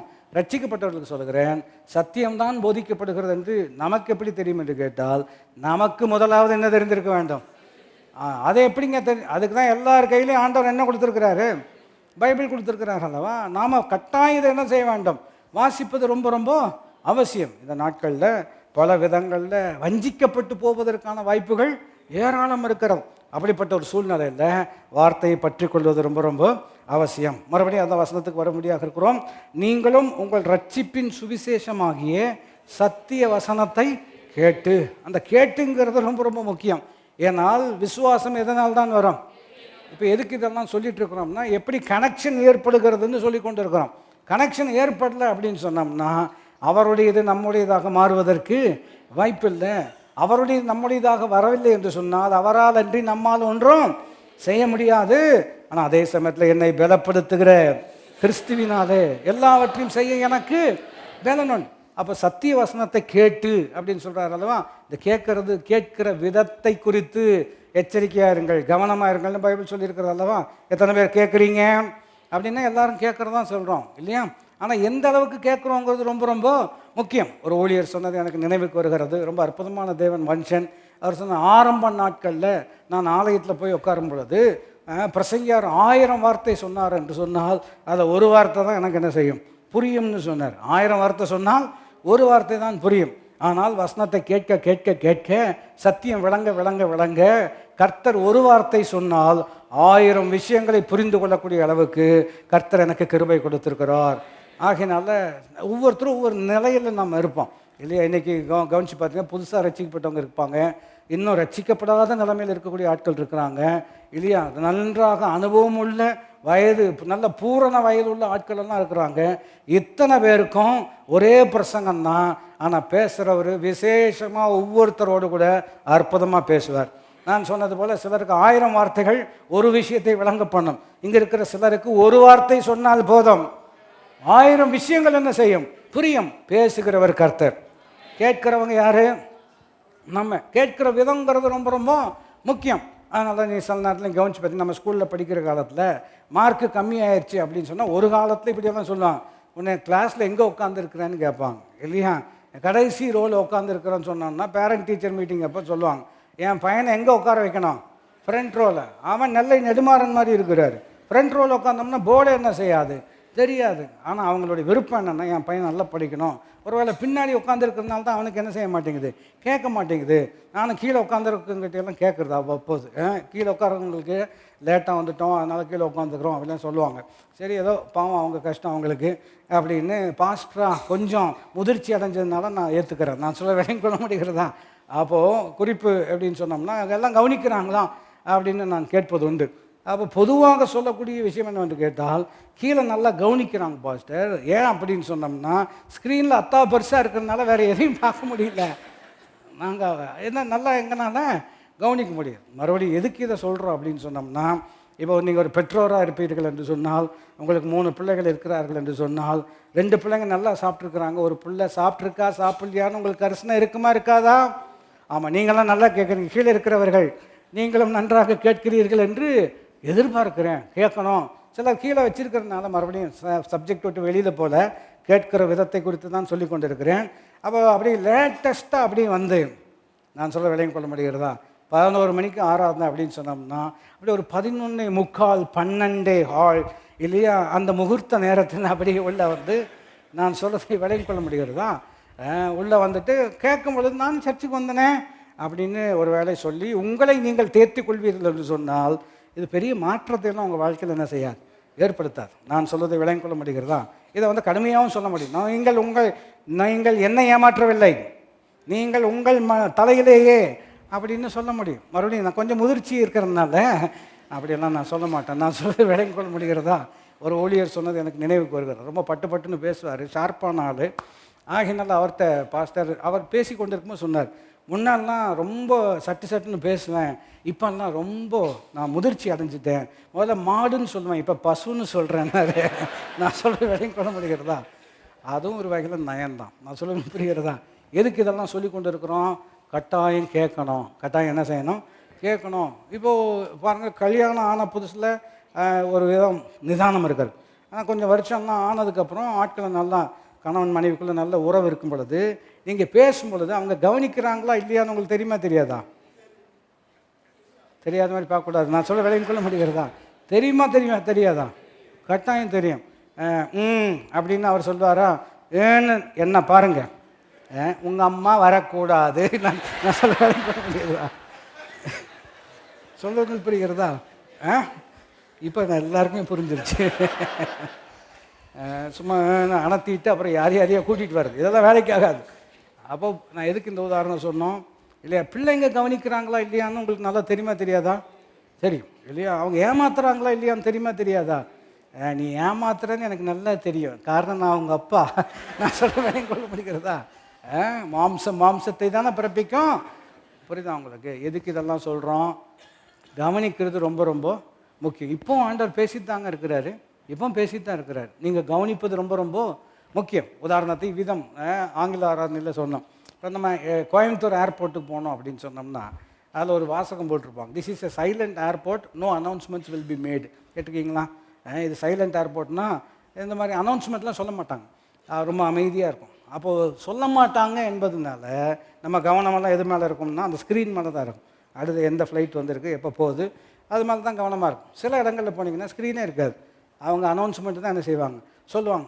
பொதுவாக நான் போன இடத்துல அனௌன்ஸ்மெண்ட் சொன்னால் ஒன்றுமே நமக்கு புரியாது, அப்படி தானே, ஹலோ அப்படின்னால சத்தம் வரும். அவங்க என்ன சொல்கிறாங்கன்னு என்ன செய்யாது, நமக்கு புரியவே புரியாது. பக்கத்தில் கூட கேட்டேன், எனக்கும் புரியலிங்க அப்படின்பாரு. நீங்கள் எந்த ஊருக்கு போகிறீங்க, நானும் அதே, சரி வாங்க அப்படி பொடி நடையா என்ன செஞ்சுருவோம். நான் சொல்லுவேன் புரிகிறதா? எதுக்கு உதாரணப்படுத்துகிறோம்? மறுபடியும் கவனம் ரொம்ப ரொம்ப முக்கியம். இப்போவும் ஆண்டவர் பேசி தான் இருக்கிறாருங்க இல்லையா? நம்ம சிலரெல்லாம் சிரிச்சுட்டு இருக்கிறோம், ஆனால் சிலர் வருத்தத்தில் இருக்கிறான். நான் சொல்கிறேன், அவங்களெல்லாம் அக்கறை இல்லாமல் ஆண்டவர் விட்டுட்டாருன்னு நினைக்கிறீங்க? இல்லை இல்லை, அவர்களுக்கும் ஒரு வார்த்தை வைத்திருக்கிறார். எத்தனை பேர் புரிந்து ஆமேன்னு சொல்ல முடியும்? அப்போது குறிப்பு மறுபடியும் அந்த வசனத்தில் திறவுகோலை கவனிப்போம் என்று சொன்னால், நீங்களும் உங்கள் ரட்சிப்பின் சுவிசேஷமாகிய வசனத்தை கேட்கும் பொழுது தான் என்னவாக மாறுகிறோம். நான் சொல்கிறது விளங்கிக் கொள்ள முடிகிறதா? ஏன்னா விசுவாசமே எப்படி தான் வரும், கேட்பதினால் வரும். எதை கேட்பதினால் வருகிறது? இப்போ நாம் ஒவ்வொரு வாரமும் ஜோம் பண்ணுறோம், நீங்களும் ஜோம் பண்ணவர் எப்படி, அதாவது நாங்கள் விதம் ஜெபிக்கிறோம் என்று கேட்டால், ஆண்டவரே ஒவ்வொருவருக்கும் ஒரு பிரத்யேகமான வார்த்தை நீர் வைத்திருக்கிறேன். சொல்லுங்கள், ஒவ்வொருவருக்கும் ஒரு பிரத்யேகமான வார்த்தை. நீங்கள் 1000 பேர் நம்ம வர்றோம் அப்படின்னு சொன்னோம்னா 1000 பேருக்கும் விசேஷமான ஒரு வார்த்தை, அவர்களுடைய சூழ்நிலைக்கு ஏற்ற வார்த்தை கர்த்தர் வைத்திருக்கிறார். எத்தனை பேர் புரிந்தாமேன்னு சொல்ல முடியும்? ஆனால் இப்போ சவால் என்னன்னு கேட்டால், அதை ஆரம்பத்தில் சொல்லுவாரா, நடுவில் சொல்லுவாரா, கடைசியில் சொல்லுவாரா? தெரியாது. ஆனால் சொல்லுவாரா? அப்போ என்ன பண்ணணும்? கவனிச்சிட்டே தான் இருக்கணும் இல்லையா? சில நேரங்களில் சிலருடைய அனுபவம் இருக்கிறது, எனக்கு அந்த அனுபவங்கள்லாம் இருக்கிறது. நம்ம ஒரு குறிப்பிட்ட ஒரு விஷயத்துக்காக ஜோம் பண்ணி உட்காந்துருக்கிறோம், ஒன்றுமே ஒரு மணி நேரம் பிரசங்கம் பண்ணுவாங்க, 1 மணி நேரம் நம்ம சப்ஜெக்டே என்ன செய்ய மாட்டாங்க, அட்ரஸே பண்ண மாட்டாங்க இல்லையா? என்னங்க சம்மந்தம் இல்லாத பிரசங்கம் மாதிரி இருக்கிறது. இல்லை இல்லை இல்லை, அவங்களுக்கு தெரியாதே உங்களுக்கு என்ன பிரச்சனை இருக்குன்னு. உங்களுக்கு என்ன பிரச்சனை எனக்கு எப்படி தெரியும்? தெரியாது. ஆனால் நம்முடைய தேவனுக்கு தெரியுமா? கட்டாயம் தெரியும். எந்த வார்த்தையை சொல்லி உங்களோடு பேசினால் உங்களுக்கு புரியுமோ அந்த ஒரு வார்த்தை கர்த்தர் உங்களுக்காக வைத்திருக்கிறார். மனிதன் அப்பத்தினால் மாத்திரமல்ல, தேவனுடைய வாயிலிருந்து புறப்படும் ஒவ்வொரு வார்த்தை. எல்லாரும் இணைந்து சொல்ல முடியாது இருக்கிறோம். ஒவ்வொரு வார்த்தை இளைத்தவனுக்கு சமயத்துக்கேற்ற நல் வார்த்தை, சிங்குலர் வார்த்தை சொல்ல நான் அறியும்படிக்கு கல்விமானின் நாவை கர்த்தர் எனக்கு கொடுத்திருக்கிறார். அப்படி என்று சொன்னால் நானும் ஜெபிக்க வேண்டும், நீங்களும் ஜெபிக்க வேண்டும். பக்கத்தில் பார்த்தவங்க நீங்கள் கட்டாயம் ஜெபம் பண்ணணும். ஆலயத்துக்கு வரும்போது ஜெபம் பண்ணிட்டு வரணும். ஆண்டவரே, நீ இன்றைக்கு நான் உம்முடைய சத்தம் கேட்க வேண்டும். சொல்லுங்கள், இன்றைக்கு உம்முடைய சத்தத்தை நான் என்ன செய்யணும்? கேட்கணும். எங்கள் குடும்பத்துக்கு ஏற்ற வார்த்தை நீர் சொல்ல வேண்டும், இல்லையா என்னுடைய சூழ்நிலைக்கு ஏற்றமுடைய வார்த்தை சொல்ல வேண்டும். ஏனென்றால் அந்த ஒரு வார்த்தை இருக்கிறது அல்லவா, 100க்கு அதிபதி நன்றாக புரிந்து வைத்திருக்கிறார். ஆண்டவரே, நீர் ஒரு வார்த்தை சொன்னால் போதும், என் வேலைக்காரன், சொல்லுங்கள் சொல்லுங்கள், என் வேலைக்காரன் என்ன செய்வான்? நான் சொல்லுகிறேன், அதே தேவன் தான் இன்றைக்கும் பேசக்கூடியவர். அன்றைக்கு 100க்கு அதிபதியோடு பேசின அதே தேவன் தான் இன்றைக்கு இருக்கிறார். கேட்கக்கூடிய காதுகள் நமக்கு கட்டாயம் தேவை. அப்போ பைபிள் சொல்லுகிறது, கேட்டு விசுவாசிகளான பொழுது, எல்லாரும் இணைந்து சொல்லும்படியாக இருக்கிறோம், கேட்டு விசுவாசிகளான பொழுது அப்படின்னு சொல்கிறார். அப்போது மறுபடியும் இன்னொரு கேள்வி நான் கேட்கும்படியாக விரும்புகிறேன், எழுப்பும்படியாக விரும்புகிறேன். என்னவென்று கேட்டால், நம்ம கேட்குறது சத்தியம்தானா அப்படின்னு ஒரு கேள்வி இருக்குது. ரெண்டாவது, கேட்டது சரியாக தான் கேட்டிருக்கிறோமா என்பதுக்கு என்ன ஆதாரம் இருக்கிறது, என்ன உறுதி இருக்கிறது? இப்போ நான் இப்போ சத்தியம்தான் சொல்கிறோம் அப்படிங்கிறதுக்கு என்ன உறுதி இருக்கிறது இல்லையா? நல்லா சொல்கிறாருங்க, அதனால் அது சத்தியமாக இருக்கலாம் அப்படி எடுத்துக்கொள்ள முடியாத. பைபிளை திறந்து வச்சுட்டு தான் பேசுகிறாரு, சர்ச்சில் தான் பேசுகிறாரு, அதனால் அது சத்தியமாக தான் இருக்கும் அப்படின்னு எடுத்துக்கொள்ள முடியுமா? அப்படி எடுத்துக்கொள்வதற்கு முடியாது. இது சத்திய வார்த்தை என்பதற்கு சத்திய ஆவியானவர் நமக்கு என்ன செய்கிறார் பாருங்கள், உதவி செய்கிறார். கடந்த வாரங்களில் இதை சொல்ல ஒரு விளக்கம் சொன்னோம். பழைய ஏற்பாட்டினுடைய தீர்க்க தரிசனத்துக்கும் புதிய ஏற்பாட்டினுடைய தீர்க்க தரிசனத்திற்கும் ஒரு அற்புதமான விசேஷம் இருக்கிறோம். பழைய ஏற்பாட்டில் நான் உங்களுக்கு சொன்னது இட்ஸ் வெரி டைரக்டிவ்னு சொல்லுவாங்க. டைரக்டிவ்னு சொல்லும் பொழுது எல்லாரிடமும் பரிசுத்த ஆவியானவர் இல்லாமல் இருந்தபடினால யாரிடம் பரிசுத்த ஆவியானவர் இருக்கிறாரோ அவர்கள் சொல்வது தான் என்ன வாக்கு? வேத வாக்கு இல்லையா? அதனால் சவுல் கழுதை காணாமல் போகும் பொழுது யாரை தேடி போகிறாரு? சாமுவேல்கிட்ட போய் கேட்குறாரு. அப்போ அவர் சொல்லக்கூடிய வார்த்தை முக்கியம்.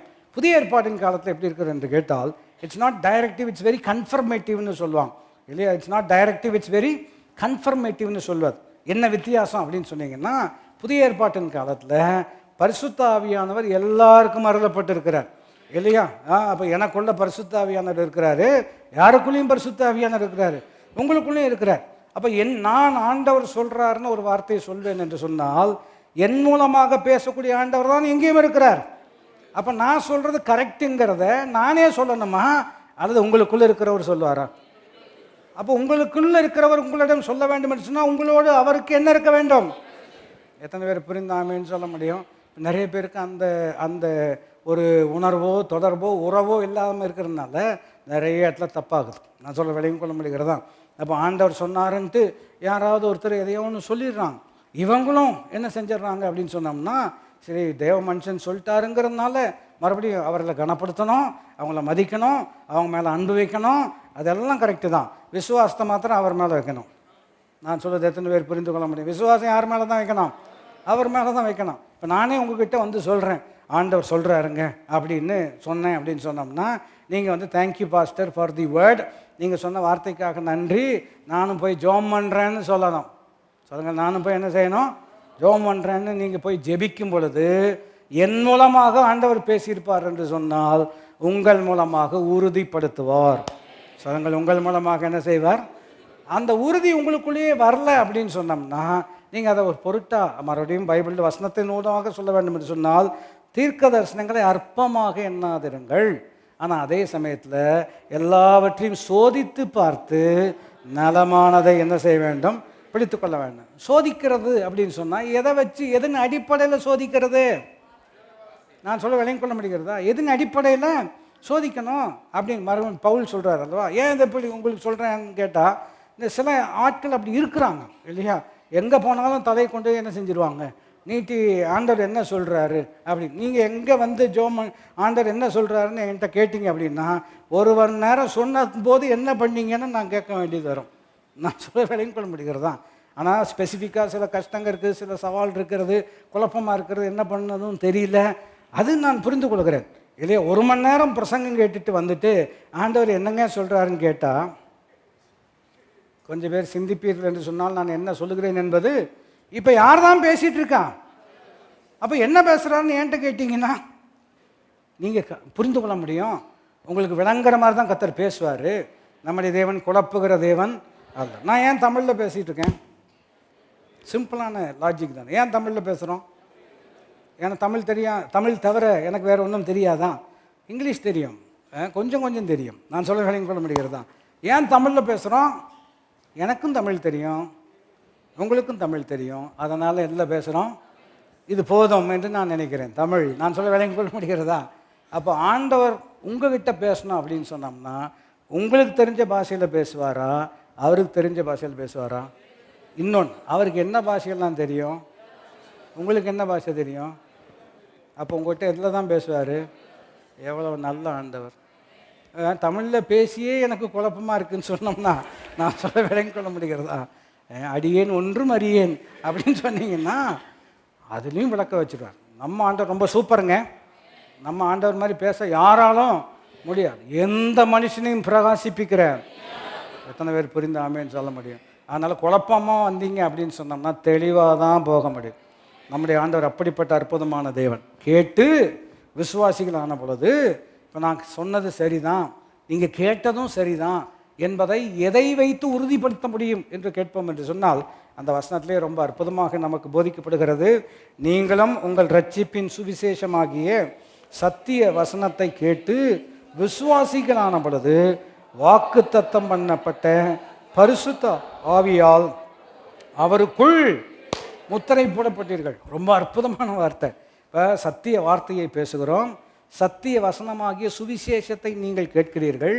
சத்தியத்தை அறிந்து கொள்ளக்கூடிய விதமாக அறிந்து புரிந்து ஏற்றுக்கொண்டோம் என்பதற்கு என்ன ஆதாரம் என்று கேட்டால், சத்திய ஆவியானவர் அதை நம்முடைய வாழ்க்கையில் உறுதி செய்யக்கூடிய விதமாக நம்மை முத்தரிக்கக்கூடியவராக இருக்கிறார். இதை நான் உதாரணப்படுத்தும்படியாக இருக்கிறேன், கட்டாயம் புரிந்து கொள்ள முடியும். இப்போ முத்தரிக்கிறார் என்று சொன்னோம்னா சீல் ஆஃப் அப்ரூவல்னு இருக்கிறோம். சீல் ஆஃப் அப்ரூவல் மாத்திரம், சீல் ஆஃப் ஓனர்ஷிப்னு சொல்லுவார். இது அங்கீகரிக்கப்பட்டது என்பது மாத்திரமல்ல, உரிமையாக்கி கொள்ளப்படுகிறது. சொல்லுங்கள், என்ன செய்யப்படுகிறதுங்க? உரிமையாக்க. இதை எப்படி விளங்கணும் அப்படின்னு சொன்னோம்னா, இப்போ உதாரணத்துக்கு நீங்கள் ஒரு வீடு வாங்க வேண்டும், வீடு வாங்க போகிறீர்கள். ஆமீன் சொன்னவர்களெல்லாம் வாங்குவார்கள். மறுபடியும் ஆரம்பிப்போம். நீங்கள் என்ன வாங்க போகிறீர்கள்? வாங்கணுன்னா ரெஜிஸ்டர் ஆஃபீஸுக்கு போகணும். ரெஜிஸ்டர் ஆஃபீஸ் ரெஜிஸ்டர் பண்ண போகணும் அப்படின்னு சொல்லும் பொழுது டாக்குமெண்ட் வச்சுருப்பாங்க அல்லவா? டாக்குமெண்ட்டில் உங்கள் பேர், விற்கிறவங்க பேர், அமௌண்ட்டு எல்லாமே போடப்பட்டிருக்கும். ரெஜிஸ்ட்ரார்கிட்ட நீங்கள் போகும் பொழுது அவர் அதையெல்லாம் வாசித்து பார்த்துட்டு எல்லாம் கரெக்டாக இருந்துச்சு அப்படின்னு சொன்னோம்னா, டிஎஸ்எல்ஆர் காப்பி எல்லாமே கரெக்டாக இருக்குது அப்படின்னு சொல்லும் பொழுது ஒரு சைன் போடுவாங்க. சைன் போட்ட உடனே அப்புறம் என்ன வச்சுருவாங்க? சீல் வச்சுருவாங்க. சீல் வச்சு உங்களை ஃபோட்டோ எடுத்துட்டாங்க அப்படின்னு சொன்னோம்னா அந்த வீடு யாருடையது? உங்கள் வீடு. ஆனால் எப்போ சீல் வைப்பாங்கன்னு நினைக்கிறீங்க? கந்தசாமி ஆகிய நான். யாருங்க கந்தசாமி? அவர் வரலீங்க. நான் சொல்ல வேலைக்கு கொள்ள முடியாதா? வேலைக்கா? நீங்கள் உங்கள் பேர் கரெக்டாக இருக்கணும். ப்ராக்கெட்டில் ஆதார் போட்டிருப்பாங்க. பாஸ்டர் இதெல்லாம் எப்படி உங்களுக்காக தான் கற்றுக்கொண்டு இருக்கிறேன். நான் சொல்ல வேலைக்கு கொள்ள முடியாதா? நீங்கள் கட்டாயம் வாங்குவீர்கள். நான் சும்மா அதாவது சும்மா வின்சன் ஃபேன்சி அதுக்காக சொல்லலை. நீங்கள் கட்டாயம் வாங்குவீர்கள். நீங்கள் ஒரு நாள் அங்கே போய் நிற்பீங்க, கட்டாயம் ஆண்டவர் உங்களுக்கு தருவார். நேர்த்தியான இடத்துல சிறப்பான சுதந்திரம். நான் ஏன் அதை எப்படி உரிமையாக சொல்லுகிறேன் என்று கேட்டால், அவர் தங்குவதற்கு நம்முடைய சரீரத்தை ஆயத்தப்படுத்தினார் என்று சொன்னால், நாம் தங்குவதற்கு, நான் சொல்வதை எத்தனை பேர் புரிந்தாமல் என்று சொல்ல முடியும். அவர் தங்குவதற்கு ஒரு ஊழியர் சொன்னது எனக்கு நினைவுக்கு வருகிறார். அதாவது கவனித்து பார்ப்பீர்கள் என்று சொன்னால், அவர் மரித்து அடக்கம் பண்ணப்பட்ட பொழுது ஒரு கல்லறையில் கொண்டு போய் வைத்தார்கள் இல்லையா? அந்த கல்லறையை வாடகை கல்லறை தான், இன்னொருத்தருடைய கல்லறையில் தான் கொண்டு போய் வைக்கிறார். ஏன் சொந்தமாக கல்றாங்களேன்னு அவர் வியாக்கியானம் கொடுக்குறார். நிரந்தரமாக இருக்கணும்னா தான் சொந்தமாக வாங்கணும். 3 நாள் தான் இருக்க போகிறாரு. நான் சொல்கிற விலையும் கொள்ள முடிகிறதா? ஆனால் என்னுடைய சரீரத்தில் 3 நாள் அல்ல, நிரந்தரமாக இருக்க போகிறார். ஆகினால் தான் விளக்கரையும் கொடுத்து வாங்கியிருக்கிறார். அப்போ அவர் தங்கருக்கு விளக்கரையும் கொடுத்து உங்களையும் என்னையும் வாங்கியிருப்பார் என்று சொன்னால், நாம் வாழ்வதற்கு விளக்கரையும் அவர் கொடுப்பார். எத்தனை பேர் புரிந்தாமேன்னு என்று சொல்ல முடியும்? அப்போது விஷயம் என்ன புரிந்து கொள்கிறோம் இல்லையா? கற்றுக் கொடுக்குறாரு. இதெல்லாம் சரி என்று எப்படி நம்ம புரிந்து கொள்ள முடியும்? பரிசுத்த ஆவியானவர் என்ன போடுகிறார்? முத்திரை போடுகிறார். அப்போது டாக்குமெண்ட்லாம் கரெக்டாக இருக்குன்னு சொல்லும் பொழுது கவர்மெண்ட் சீல் வைக்கிறாங்க. சீல் வச்சு என்ன செய்கிறாங்க? சைன் போடுறாங்க. சைன் போட்டோடனே சிஸ்டத்தில் ஏற்றிடுவாங்க. நான் சொல்கிறது எல்லாருக்கும் பிடிக்கிறதுன்னு நினைக்கிறேன். இந்த சிஸ்டத்தில் போயிடுச்சு அப்படின்னு சொன்னாங்கன்னா, அமெரிக்காவிலிருந்து நீங்கள் உங்கள் எஸ்எஃப் நம்பர் போட்டால் யார் பேர் தான் வரும்? சொல்லுங்கள், யார் பேர் தான் வரும்? உங்கள் பேர் தான் வரும். காரணம் என்னவென்று கேட்டால், இது யாருடையது? உங்களுடையது என்பதை அதிகாரப்பூர்வமாக சத்திய ரீதியாக எல்லாம் கரெக்டு, டாக்குமெண்ட் கரெக்டாக இருக்கிறது, எல்லாம் கரெக்டாக இருக்குது, பேமெண்ட் கரெக்டாக இருக்கிறது. ஆகினால இது அதிகாரப்பூர்வமாக அறிவிக்கப்படுகிறது. நாம் சத்தியத்தை கேட்கிறோம், சத்தியத்தை விளங்கிக் கொள்கிறோம், சத்தியத்தை தான் விளங்கிக் கொள்கிறோம் என்பதற்கு சத்திய ஆவியானவரே நம்மேல் முத்திரை போடக்கூடியவராக இருக்கிறார். எத்தனை பேர் புரிந்தாமேன்னு சொல்ல முடியும்? அது இன்னும் ஒரு கோணத்தில் சிறப்புப்படுத்த வேண்டும் என்று சொன்னால், சத்திய வசனத்தை கேட்டு இயேசுவை சொந்த இரட்சகராக நாம் ஏற்றுக்கொள்ளும் பொழுது என்ன நடக்கிறது என்று கேட்டால், பாருங்கள், பரிசுத்த ஆவியானவர் நம்முடைய உள்ளங்களில் வந்து வாசம் பண்ணக்கூடியவராக இருக்கிறார். விளைவு உலகத்தில் இருப்பவனை பார்க்கிலும் உங்களோடு இருக்கிறவர் அல்ல, உங்களுக்குள் இருக்கிறவர் பெரியவர். எத்தனை பேர் புரிந்தாமேன்னு சொல்ல முடியும்? பாருங்கள், இந்த முத்திரை போட்ட பிற்பாடு நான் சொன்னேன் அல்லவா, அந்த சீல் பண்ணிவிட்டு கையெழுத்து போட்டுட்டோம் இல்லையா? கை நாட்டெல்லாம் வச்சுட்டோம் இல்லையா? அதுவும் ரொம்ப முக்கியமான விஷயம். போய் கை நாட்டில் சிலர் கை நாட்டு வச்சோம்னா மருதாணி போட்டு ஒரு அம்மா கையை போட்டு தேய்ச்சிட்டே இருந்தாங்க, வரவே இல்லை. நான் சொல்கிறது புரிகிறதா? கை நாட்டெலாம் வச்சுட்டோம் அப்படின்னு சொன்னோம்னா, இந்த ரேகை உள்ளவங்க உலகத்தில் வேறு யாருமே இல்லை. நல்ல வேலை. நான் சொல்கிறது வேலையும் கொள்ள முடிகிறதா? அப்போ இந்த சொத்து யாருக்குரியதாக மாறுகிறது? உங்களுக்குரியதாக மாறுது. இப்போ பரிசுத்த ஆவியானவர் நம்மை முத்திரை போட்ட பின்பு என்ன நடக்கிறது என்று கேட்டால், 14ஆம் வசனத்தை வாசிங்க, ரொம்ப சூப்பராக இருக்கிறது. அவருக்கு சொல்லுங்கள், சொல்லுங்கள், சொல்லுங்கள். யாருக்கு சொந்தம்? அவருக்கு சொந்தம். எப்படி சொந்தமானோம்? ஒரு காலத்தில் சம்பந்தம் யாரை பார்த்து நான் சொல்ல வேலையும் கொள்ள முடிகிறதா? குறிப்பு என்னவென்றால், ஒரு காலத்தில் சத்துருக்களாக இருந்தோம், பலவீனராக இருந்தோம் இல்லையா? இப்படி பாவிகளாக இருந்தோம். எப்படி அவங்க சொந்தக்காரன்? மறுபடியும் நீங்கள் என்னோடு சிந்திக்கும்படியாக உங்களை உற்சாகப்படுத்துகிறார். அவர் பரிசுத்தர், நான் பாவி. அவர் எனக்கு சொந்தக்காரன் சொன்னால் என்ன ஆயிரும்? நான் சொல்வது நீங்கள் சிந்திக்கிறீர்கள் என்று நம்புகிறேன். அவருக்கும் எனக்கு சொந்தம் வருவதற்கு அவர் பாவத்தை பாராத சுத்த கண்ணன். நாம் பாவத்தை மாத்திரமே பார்க்கக்கூடிய பாவிக்கண்ணன். நான் சொல்ல விளங்கிக் கொள்ள முடிகிறதா? எங்களுக்குள்ளே ஒத்து போவதற்கு பைபிள் ஸ்டடியில் தான் சொன்னோன்னு நினைக்கிறேன். 2 பாவிகள் ஒத்து போவதே பெரிய கஷ்டமாக இருக்கிறது. நான் சொல்ல விளங்கிக் கொள்ள, 2 பாவிகள், நானும் பாவி, நீ நமக்குள்ளே ஒத்து போகிறதே முடியாமல் இருக்கும் பொழுது எப்படி ஒரு பாவி பரிசுத்த தெய்வத்தோடு ஒத்து போக முடியும்? நான் சொல்வது எத்தனை பேருக்கு புரிகிறது? அப்போ நம்மையும் அவரை பிரிக்கக்கூடியது என்ன என்று கேட்டால் பாவம். அந்த பாவத்தை சிலுவையில் பரிகரித்ததின் விளைவு சிவேர் என்றிருந்த நம்முடைய பாவங்களை பனி போல் வெண்மையாக மாற்றினதின் விளைவு இப்பொழுது பரிசுத்தமான தேவன் எனக்கு சொந்தக்காரராக இருக்கிறார். புரிந்தவர்கள் கை உயர்த்தி ஆமீன். அவர் என்ன மாதிரி ஆக போகிறதில்ல, என்ன அவரை போல மாற்ற போகிறார். எத்தனை பேர் புரிந்த ஆமீன் என்று சொல்ல முடியும்? எப்படி நடக்கிறது? சத்திய வசனத்தை நீங்கள் கேட்டு விசுவாசிகள் ஆன பொழுது பரிசுத்தாவினால் என்ன செய்யப்படுகிறோம்? சீல் ஆஃப் ஓனர்ஷிப், அப்ரூவலும் ஓனர்ஷிப்பும் வந்ததுக்கப்புறம் 14ஆம் வசனம் சொல்கிறது அவருக்கு சொந்தமான. புரிந்தவர்கள் அல்லேலூயா சொல்லலாம். இப்போ கனெக்ஷன் வந்துருச்சு. இப்போ என்ன வந்துருச்சுங்க? கனெக்ஷன். முன்ன அவருக்கும் எனக்கும் சம்மந்தமே கிடையாது. அவர் நியாயாதிபதியாக இருந்தார், நான் குற்றவாளியாக இருந்தேன் இல்லையா? நியாய ரீதியாக கவனிக்கும் பொழுது அவர் என்ன தண்டனை கொடுத்தாலும் தகும். காரணம் எனக்கே நல்லா தெரியும் நாம் கட்டாயம் என்ன செஞ்சுருக்கிறோம். அப்போ நியாயாதிபதியாக இருந்தவர் இல்லையா, இன்றைக்கு என்னை என்னவாக பார்க்கிறார் என்று கேட்டால் என்னை நீதிமானாக பார்க்கிறார். எப்படி அவரால் பார்க்க முடிகிறது என்று கேட்டால் கல்வாரி சிலுவையில் பாவத்தை எல்லாம் தன்மேல் ஏற்றுக்கொண்டு தம்முடைய ரத்தம் கொண்டு அதை பதிவித்ததின் விளைவு பாவமறியாத அவர் எனக்காக பாவமாக்கப்பட்டார். நீதியே செய்யாத என்னை கர்த்தர் நீதிமானாக மாற்றியிருக்கிறார். எனக்கு அவர் சொந்தக்காரராக மாறி இருக்கிறார். புரிந்தவர்கள் கை உயர்த்தி. அதனால தான் கம்யூனியன், போன வாரம் கம்யூனியன் எடுத்தோம் அல்லவா, அது ரொம்ப அற்புதமான ஒரு விஷயம் இல்லையா? இவ்வளவு சிறப்பு என்று கேட்டால் பாவிகளாக இருந்த நாம் இப்பொழுது பந்தியில் அமரக்கூடிய பங்காளிகளாக கர்த்தர் மாற்றியிருக்கிறார். சொல்லுங்கள் எப்படிங்க? ஒரு அம்மா சொல்கிறது ரொம்ப அற்புதமாக இருக்கிறது. அது ஒரு காரணத்துக்காக தான் இயேசு அப்படி சொல்கிறார்.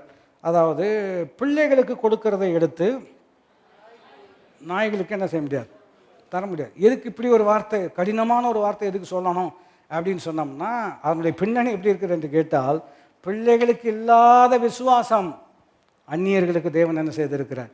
இரக்கத்தில் ஐஸ்வர்யம் உள்ளவர், அவர்களை விசுவாசத்தில் ஐஸ்வர்யம் உள்ளவர்களாக எவ்வளவு பெரிய விசுவாசம் வச்சிருக்கிறாங்க என்பதை இவர்கள் என்ன செய்ய வேண்டும்? விளங்கிக் கொள்வது. அந்த அம்மா சொல்கிற பதில் தான் சூப்பர். பிள்ளைகளுக்கு இருக்கிறத எடுத்து நாய்களுக்கு என்ன செய்ய முடியாது, தர முடியாது. அந்த அம்மா என்ன சொல்கிறாங்க அப்படின்னா மேஜையிலிருந்து விழுவதை பிள்ளைகள் அப்படின்னா கருத்து நான் எதை முக்கியம் அப்படின்னா மேஜையிலிருந்து விழக்கூடியது தான் நமக்கு வரக்கூடியதாக இருந்தது.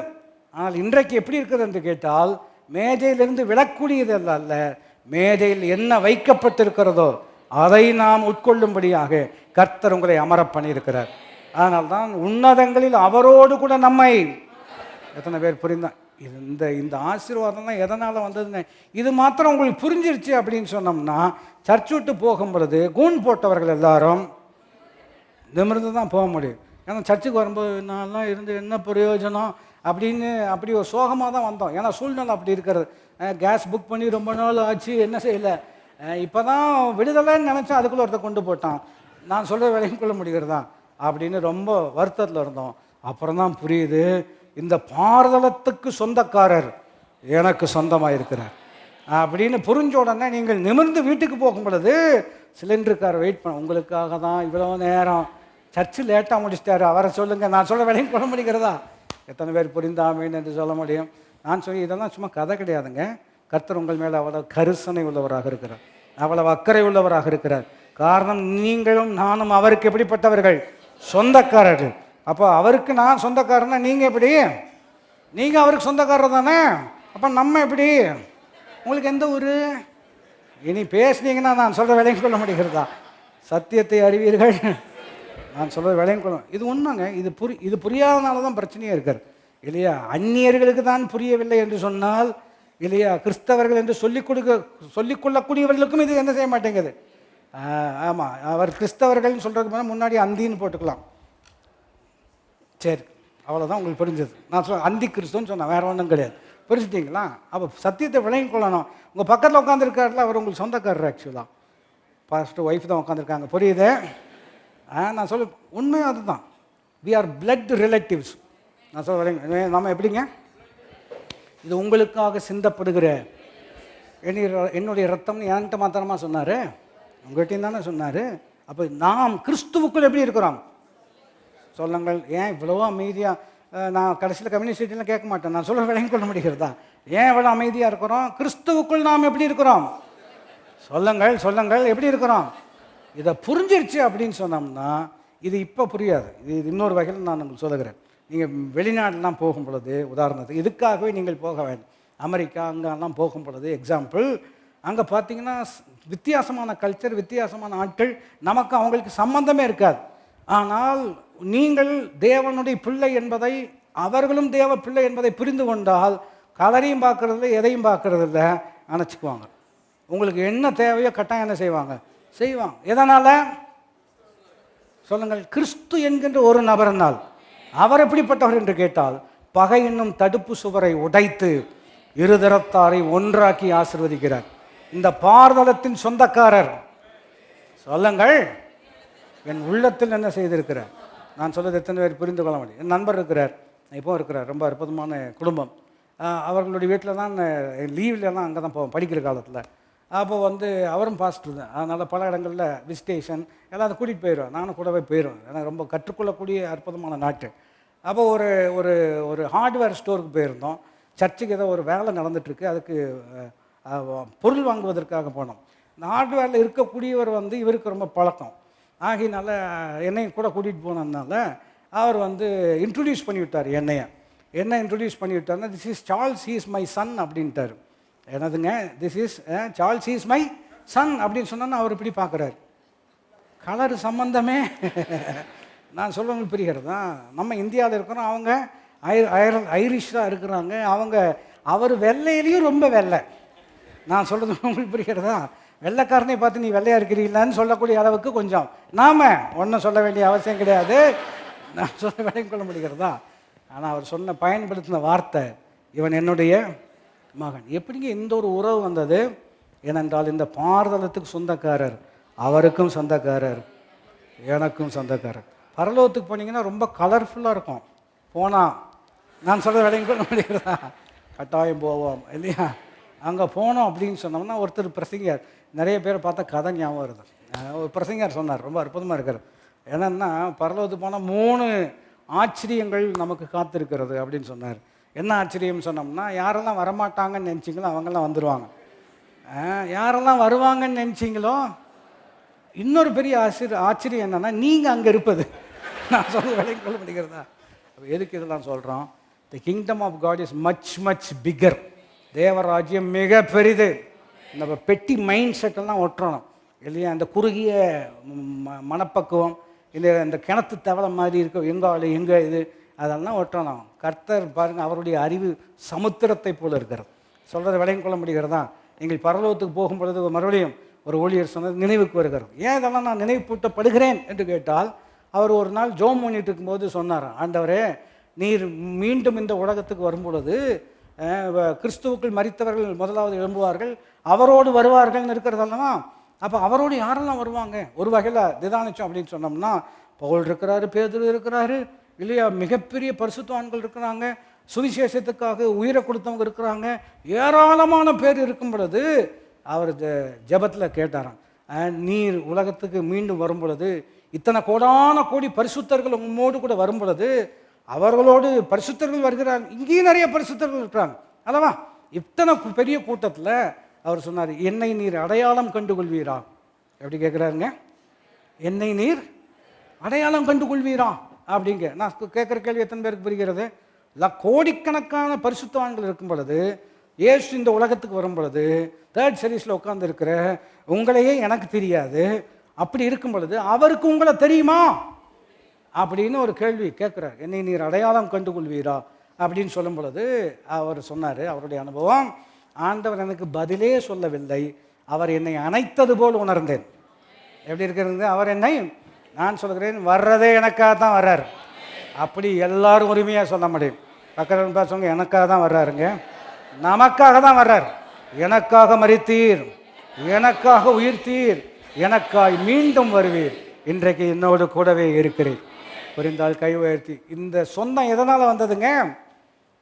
சத்திய வசனத்தை கேட்டு விசுவாசிகளான பொழுது பரிசுத்த ஆவியினால் முத்தரிக்கப்பட்டீர்கள், அவருக்கு சொந்தமானீர்கள். எத்தனை பேர் புரிந்து ஆமீன் என்று சொல்ல முடியும்? ஆக எனக்கு யாருமே இல்லை, எனக்கு பேக்ரவுண்ட் இல்லை, இந்த ஊரில் எனக்கு யாரையுமே தெரியாது அப்படின்னு ஒரு நிலையில் ஒரு எண்ணம் உங்களுக்கு இருக்கும் என்று சொன்னால், இந்த ஊரில் இயேசுவை உங்களுக்கு தெரியும் என்று சொன்னால், அவருக்கு தெரியாதவர்கள் இந்த ஊரில் யாருமே கிடையாது. நான் சொல்லதை புரிந்தால் நீங்கள் ஜெயிக்கலாம். இந்த ஆஃபீஸுக்கு போகணும், ஒரு வேலை ஆகணும், எனக்கு அங்கே யாரையுமே தெரியாது, நீங்கள் சொல்கிறது எனக்கு புரிஞ்சுக்கிறேன். அவரை உங்களுக்கு தெரியுமா? அவருக்கு தெரியாதவங்க யாருமே கிடையாது. ஒரு உதாரணம் எனக்கு நினைவுக்கு வருகிறார், முடிச்சுடுவோம் இல்லையா? நம்ம சர்ச்சில் அப்போ ஒரு காலத்தில் பாஸ்போர்ட் எடுக்கணுன்னா சென்னைக்கு தான் போகணும். சென்னைக்கு போனால் லைனில் நிற்கணும். காலையில் போய் என்ன செய்யணும், லைனில் நின்று, அது பெரிய ஒரு கூத்து அந்த காலத்தில். அப்போ அப்படிப்பட்ட நிலைமையில் நம்ம ஆலயத்துலேருந்து ஒரு போகிறாரு. அவர் அப்போ வசதி கொஞ்சம் குறைவு பார்த்துக்குவாங்க. அதனால் கரெக்டாக அளவாக பணம், இன்றைக்கி போனால் இன்றைக்கே வேலை முடிச்சுட்டு திரும்பி வரணும். அப்போ போகும்போது நண்பர் ஒருத்தர் சொல்லியிருக்கிறார். என்ன சொல்லியிருக்கிறார் என்று கேட்டால், நம்ம ஃப்ரெண்ட் அங்கே இருக்கிறாரு, அவர் பேர் ஆறுமுகம், நீங்கள் அவரை போய் பார்த்தீங்க அப்படின்னா உங்களுக்கு என்ன செய்வார், ஹெல்ப் பண்ணுவார் அப்படின்னு சொன்னோன்னே இவர் போயிருக்கிறார். இங்கிலீஷ் சர்ச்சுக்கு வந்திருந்தார் போன சர்வீஸ் இல்லையா? போனோடனே பார்த்தா பெரிய கூட்டம். பெரிய கூட்டத்தில் ஜோம் பண்ணுறார். என்ன ஜோம் பண்ணுறாரு அப்படின்னு சொன்னோம்னா, ஆண்டவரே, இந்த பெரிய கூட்டத்தில் ஆறுமுகத்தை நான் ஒரு முகம் இல்லை, நான் சொல்ல விலைக்கு சொல்ல முடிகிறதா, அவரை நான் எங்கேன்னு போய் நான் தேடுவேன், கையில் வேறு காசு இல்லை, இன்றைக்கி வேலை முடிச்சுட்டு என்ன செய்யணும், வீட்டுக்கு வரணும், எப்படி நீர் தான் எனக்கு உதவி செய்யணும் அப்படின்னு சொல்கிறார். சொல்லும் பொழுது பக்கத்தில் ஒருத்தருக்கு செல்ஃபோன் அடிக்குது. சொல்லுங்கள், ஆறுமுகம் தான் பேசுகிறேன். சொல்லுங்கள் ஆறுமுகம், நான் கதை இல்லை, போன சர்வீஸ் வந்தாருன்னு சொன்னேன்ல, நீங்கள் வேணால் அனுப்பிச்சுட்றேன், அவர்கிட்ட கேளுங்க. சொல்லுங்கள், யார் தான் பேசுகிறேன்? அப்போ அதே ஆறுமுகம் தான். நான் சொல்லுங்க புரியும், ஏன்னா அவர் ஒருத்தர் தான் ஆறுமுகமா? தமிழ்நாட்டில் நிறைய பேர் இருக்கிறாங்க. தேவன் நம்ம மேல் வைத்திருக்கிற அக்கறை இருக்கிறது அல்லவா? அவர் உங்களுக்கு அடையாளம் தெரியுங்கிறது மாத்திரமல்ல, அவருக்கு எல்லாரையும் தெரியுங்க. யாருக்கிட்ட உங்களை குறித்து சொன்னால் சரியாக வழங்குமோ சரியாக அமையுமோ அவங்களுக்கு கர்த்தர் உங்களை ஞாபகப்படுத்துவார். சில ஆட்கள் நம்மை நினையாமல் இருப்பது நமக்கு நல்லது. நான் சொல்வது எத்தனை பேர் புரிந்தாமேன்னு சொல்ல முடியும்? சில ஆட்கள் நினைக்காமல் இருக்கிறது நல்லது, சில ஆட்கள் நினைப்பது நமக்கு நல்லது. யாருங்க நினைப்பூட்டுவது? அவர். உங்கள் மேல் கர்த்தர் நினைவாகவே இருக்கிறார். எத்தனை பேர் புரிந்தாமேன்னு சொல்ல முடியும்? கர்த்தர் என் மேல் நினைவாக. இஸ்ரவேல் கர்த்தர் என்னை மறந்தாரோ எப்படி சொல்லலாம் அப்படின்னு கேட்கிறார். தாய் தன் பிள்ளையை மறந்தாலும் நான் ஒன்று என்ன செய்வதில்லை, மறப்பதில்லை அல்லவா? நான் சொல்லுகிறேன், நாம் ஏன் மறக்கிறதில்லை அப்படின்னு சொன்னோம்னா, நாம் அவருக்கு சொந்தக்காரர்களாக இருக்கிறோம். எல்லாரும் வாய் திறந்து சொல்லும்படியாக இருக்கிறோம், நாம் அவருக்கு. வசனம் ஆசிரியலாமா? 13 to 14 வரைக்கும் வாசிச்சுட்டு ஜெபம் பண்ணலாம். நீங்களும் உங்கள் ரட்சிப்பின் சுவிசேஷமாகிய சத்திய வசனத்தை கேட்டு விசுவாசிகளான பொழுது வாக்குத்தத்தம் பண்ணப்பட்ட பரிசுத்த ஆவியால் அவருக்குள் முத்திரை போடப்பட்டீர்கள். அவருக்கு சொந்தமானவர்கள் அவருடைய மகிமைக்கு புகழ்ச்சியாக மீட்கப்படுவார்கள் என்பதற்கு ஆவியானவர் நம்முடைய சுதந்திரத்தினுடைய அச்சாரம். கனெக்ஷன் எப்படி ஏற்படுகிறது? வார்த்தையை கேட்கிறோம், புரிந்து கொள்ள உதவி செய்கிறார். சத்தியம் புரிந்தது என்பதற்கு என்ன ஆதாரம் இருக்கிறது என்றால், சத்திய ஆவியானவரே நமக்குள் வந்து வாசம் பண்ணுகிறார். அவர் வாசம் பண்ணுவதற்கு இன்னொரு முக்கிய அற்புதமான ஒரு உறுதி என்னவென்று கேட்டால், கடைசி மீட்பு வருகிறது அல்லவா? அந்த மீட்பு வரும் பொழுது நாம் மீட்கப்படுவோம் என்பதற்கு அவரே நமக்கு அச்சாரமாக இருக்கிறார். அவர் தான் கேரண்டி, அவர் தான் ஃபுல், அதாவது ஃபர்ஸ்ட் இன்ஸ்டால்மெண்ட்னு சொல்லுவாங்க இந்த வசனத்தை. அதாவது முன்பணம் கொடுக்கப்பட்டிருக்கிறது. அவர் தான் அந்த மிகப்பெரிய ஒரு பரிசு. அவர் நமக்குள் இருக்கும் பொழுது நான் சொல்லுகிறேன், நாம் மரித்தவர்களாக இருந்தாலும் விழித்திருக்கிறவர்களாக இருந்தாலும் என்றென்றைக்கும் அவரோடு கூட நாம் இருக்கும்படிக்கு அவர் தாமே நமக்காக இல்லையா மரித்தும் உயிர்த்தும் இருக்கிறார் என்று வேதம் அற்புதமாக போதிக்கிறது. இப்படிப்பட்ட அற்புதமான ஒரு இணைப்பும் ஒரு உறவும் கர்த்தர் நமக்கு வார்த்தையின் மூலமாக ஏற்படுத்துகிறார். அவரால் அன்றி ஒன்றும் செய்ய முடியாது. அவரே எனக்குள் இருக்கிறபடினால், என்னை பலப்படுத்துகிற கிறிஸ்துவினாலே எல்லாவற்றையும் செய்ய எனக்கு. எல்லாரும் எளிமை நின்றவர்களாக தேவனுக்கு முன்பாக நம்மை நாம் தாழ்த்தினவர்களாக தேவனை நோக்கி பார்க்கக்கூடிய அற்புதமான நேரம் ஆண்டவர் நம்மை சிறப்பாக நடத்த போகிறார். புரிந்தவர்கள் என்னோட ஆமீன் என்று சொல்ல வேண்டும். இந்த பாரதளத்தின் சொந்தக்காரர் என் உள்ளத்தில் சொந்தமானார். ஹல்லேலூயா. கரங்களை பரத்துக்கு நேராக உயர்த்தினவர்களாக ஆண்டவரை நோக்கி பார்க்கக்கூடிய அற்புதமான நேரம். ஆண்டவர் நம்மை சிறப்பாக அற்புதமாக நடத்த வல்லமுள்ளவராக இருக்கிறார். ஹல்லேலூயா. சின்னம் சிறு வயதில் என்னை குறித்து விட்டார், தூரம் போயினும் கண்டு கொண்டார். சின்னம் சிறு என்னை குறித்து விட்டார், உறப்போரினும் கண்டு கொண்டார். தமது ஜீவனை எனக்கும் அளித்து ஜீவன் பெற்றுக்கொள் என்றுரைத்தார். தமது ஜீவனை எனக்கும் அளித்து ஜீவன் பெற்றுக்கொள் என்றுரைத்தார். ஆனந்தமே இது மாபெரும் பாக்கியமே. ஆனந்தமே ஆனந்தமே இது மாபெரும் பாக்கியமே. இந்த பார்வலத்தில் சொந்தக்காரவர் இந்த உள்ளத்தில் சொந்தமானார். இந்த பார்வலத்தில் சொந்தக்காரவர் உள்ளத்தில் சொந்தமானார். எந்த சூழ்நிலையும் அவர் அன்பி நின்று என்னை பிரிக்காது காத்துக் கொள்வார். எந்த சூழ்நிலையும் அவர் அன்பி நின்று என்னை காத்துக் கொள்வார். என்னை நம்பி அவர் தந்த பொறுப்பதனை அவர் வரை காத்துக் கொள்வேன். என்னை நம்பி அவர் தந்த பொறுப்பதனை அவர் வரை காத்துக் கொள்வேன். ஆமென். ஆனந்தமே பரமானந்தமே இது மாபெரும் பாக்கியமே. ஆனந்தமே பரமானந்தமே இது மாபெரும் பாக்கியமே. சொல்லுவோம், இந்த பாதகத்தில் சொந்தக்காரவர் எந்த உள்ளத்தில் சொந்தமானார்.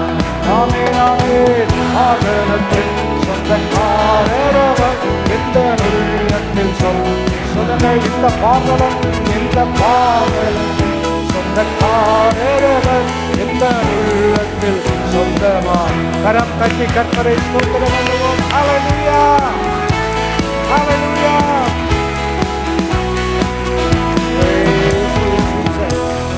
கரங்களை பரத்துக்கு நேராக உயர்த்தி, ஆண்டவரே, எந்த சூழ்நிலையும் அவர் அன்பின் என்று எங்களை பிரிக்கவே முடியாது. நான் உடல், அவர் உயிராக இருக்கிறார் என்று பக்தன் பாடியது போலவே, ஆண்டவரே, நீர் எங்களுக்கு எல்லாவற்றுக்கும் எல்லாமாக, நீரே எங்கள் ஜீவனும் தீர்க்க ஆயுசுமாக இருப்பதற்காக நன்றி. உடைய வார்த்தையை கேட்க, விசுவாசிக்க, பரிசுத்தாவியினால் முத்திரையிடப்பட எங்கள் பாராட்டிய அனுக்கிரகத்திற்காக நன்றி. தொடர்ந்து உண்மையில் நாங்கள் வாழ, ஆண்டவருடைய சித்தம் செய்ய எங்களை அர்ப்பணிக்கிறோம். கிருபை ஒவ்வொருடைய வாழ்க்கையிலும் பெருகட்டும். இயேசுவின் நாமத்தில் கேட்கிறோம் எங்களுடைய நல்ல பிதாவே. நம்முடைய கர்த்தராகிய இயேசு கிறிஸ்துவினுடைய கிருபையும் பிதாவாகிய தேவனுடைய அன்பும் பரிசுத்த ஆவியானவருடைய ஐக்கியம் நம் அனைவரோடு கூட என்றென்றைக்கும் இருப்பதாக. ஆமென். அல்லேலூயா. கர்த்தர் உங்களை ஆசீர்வதிப்பார்கள். God bless you.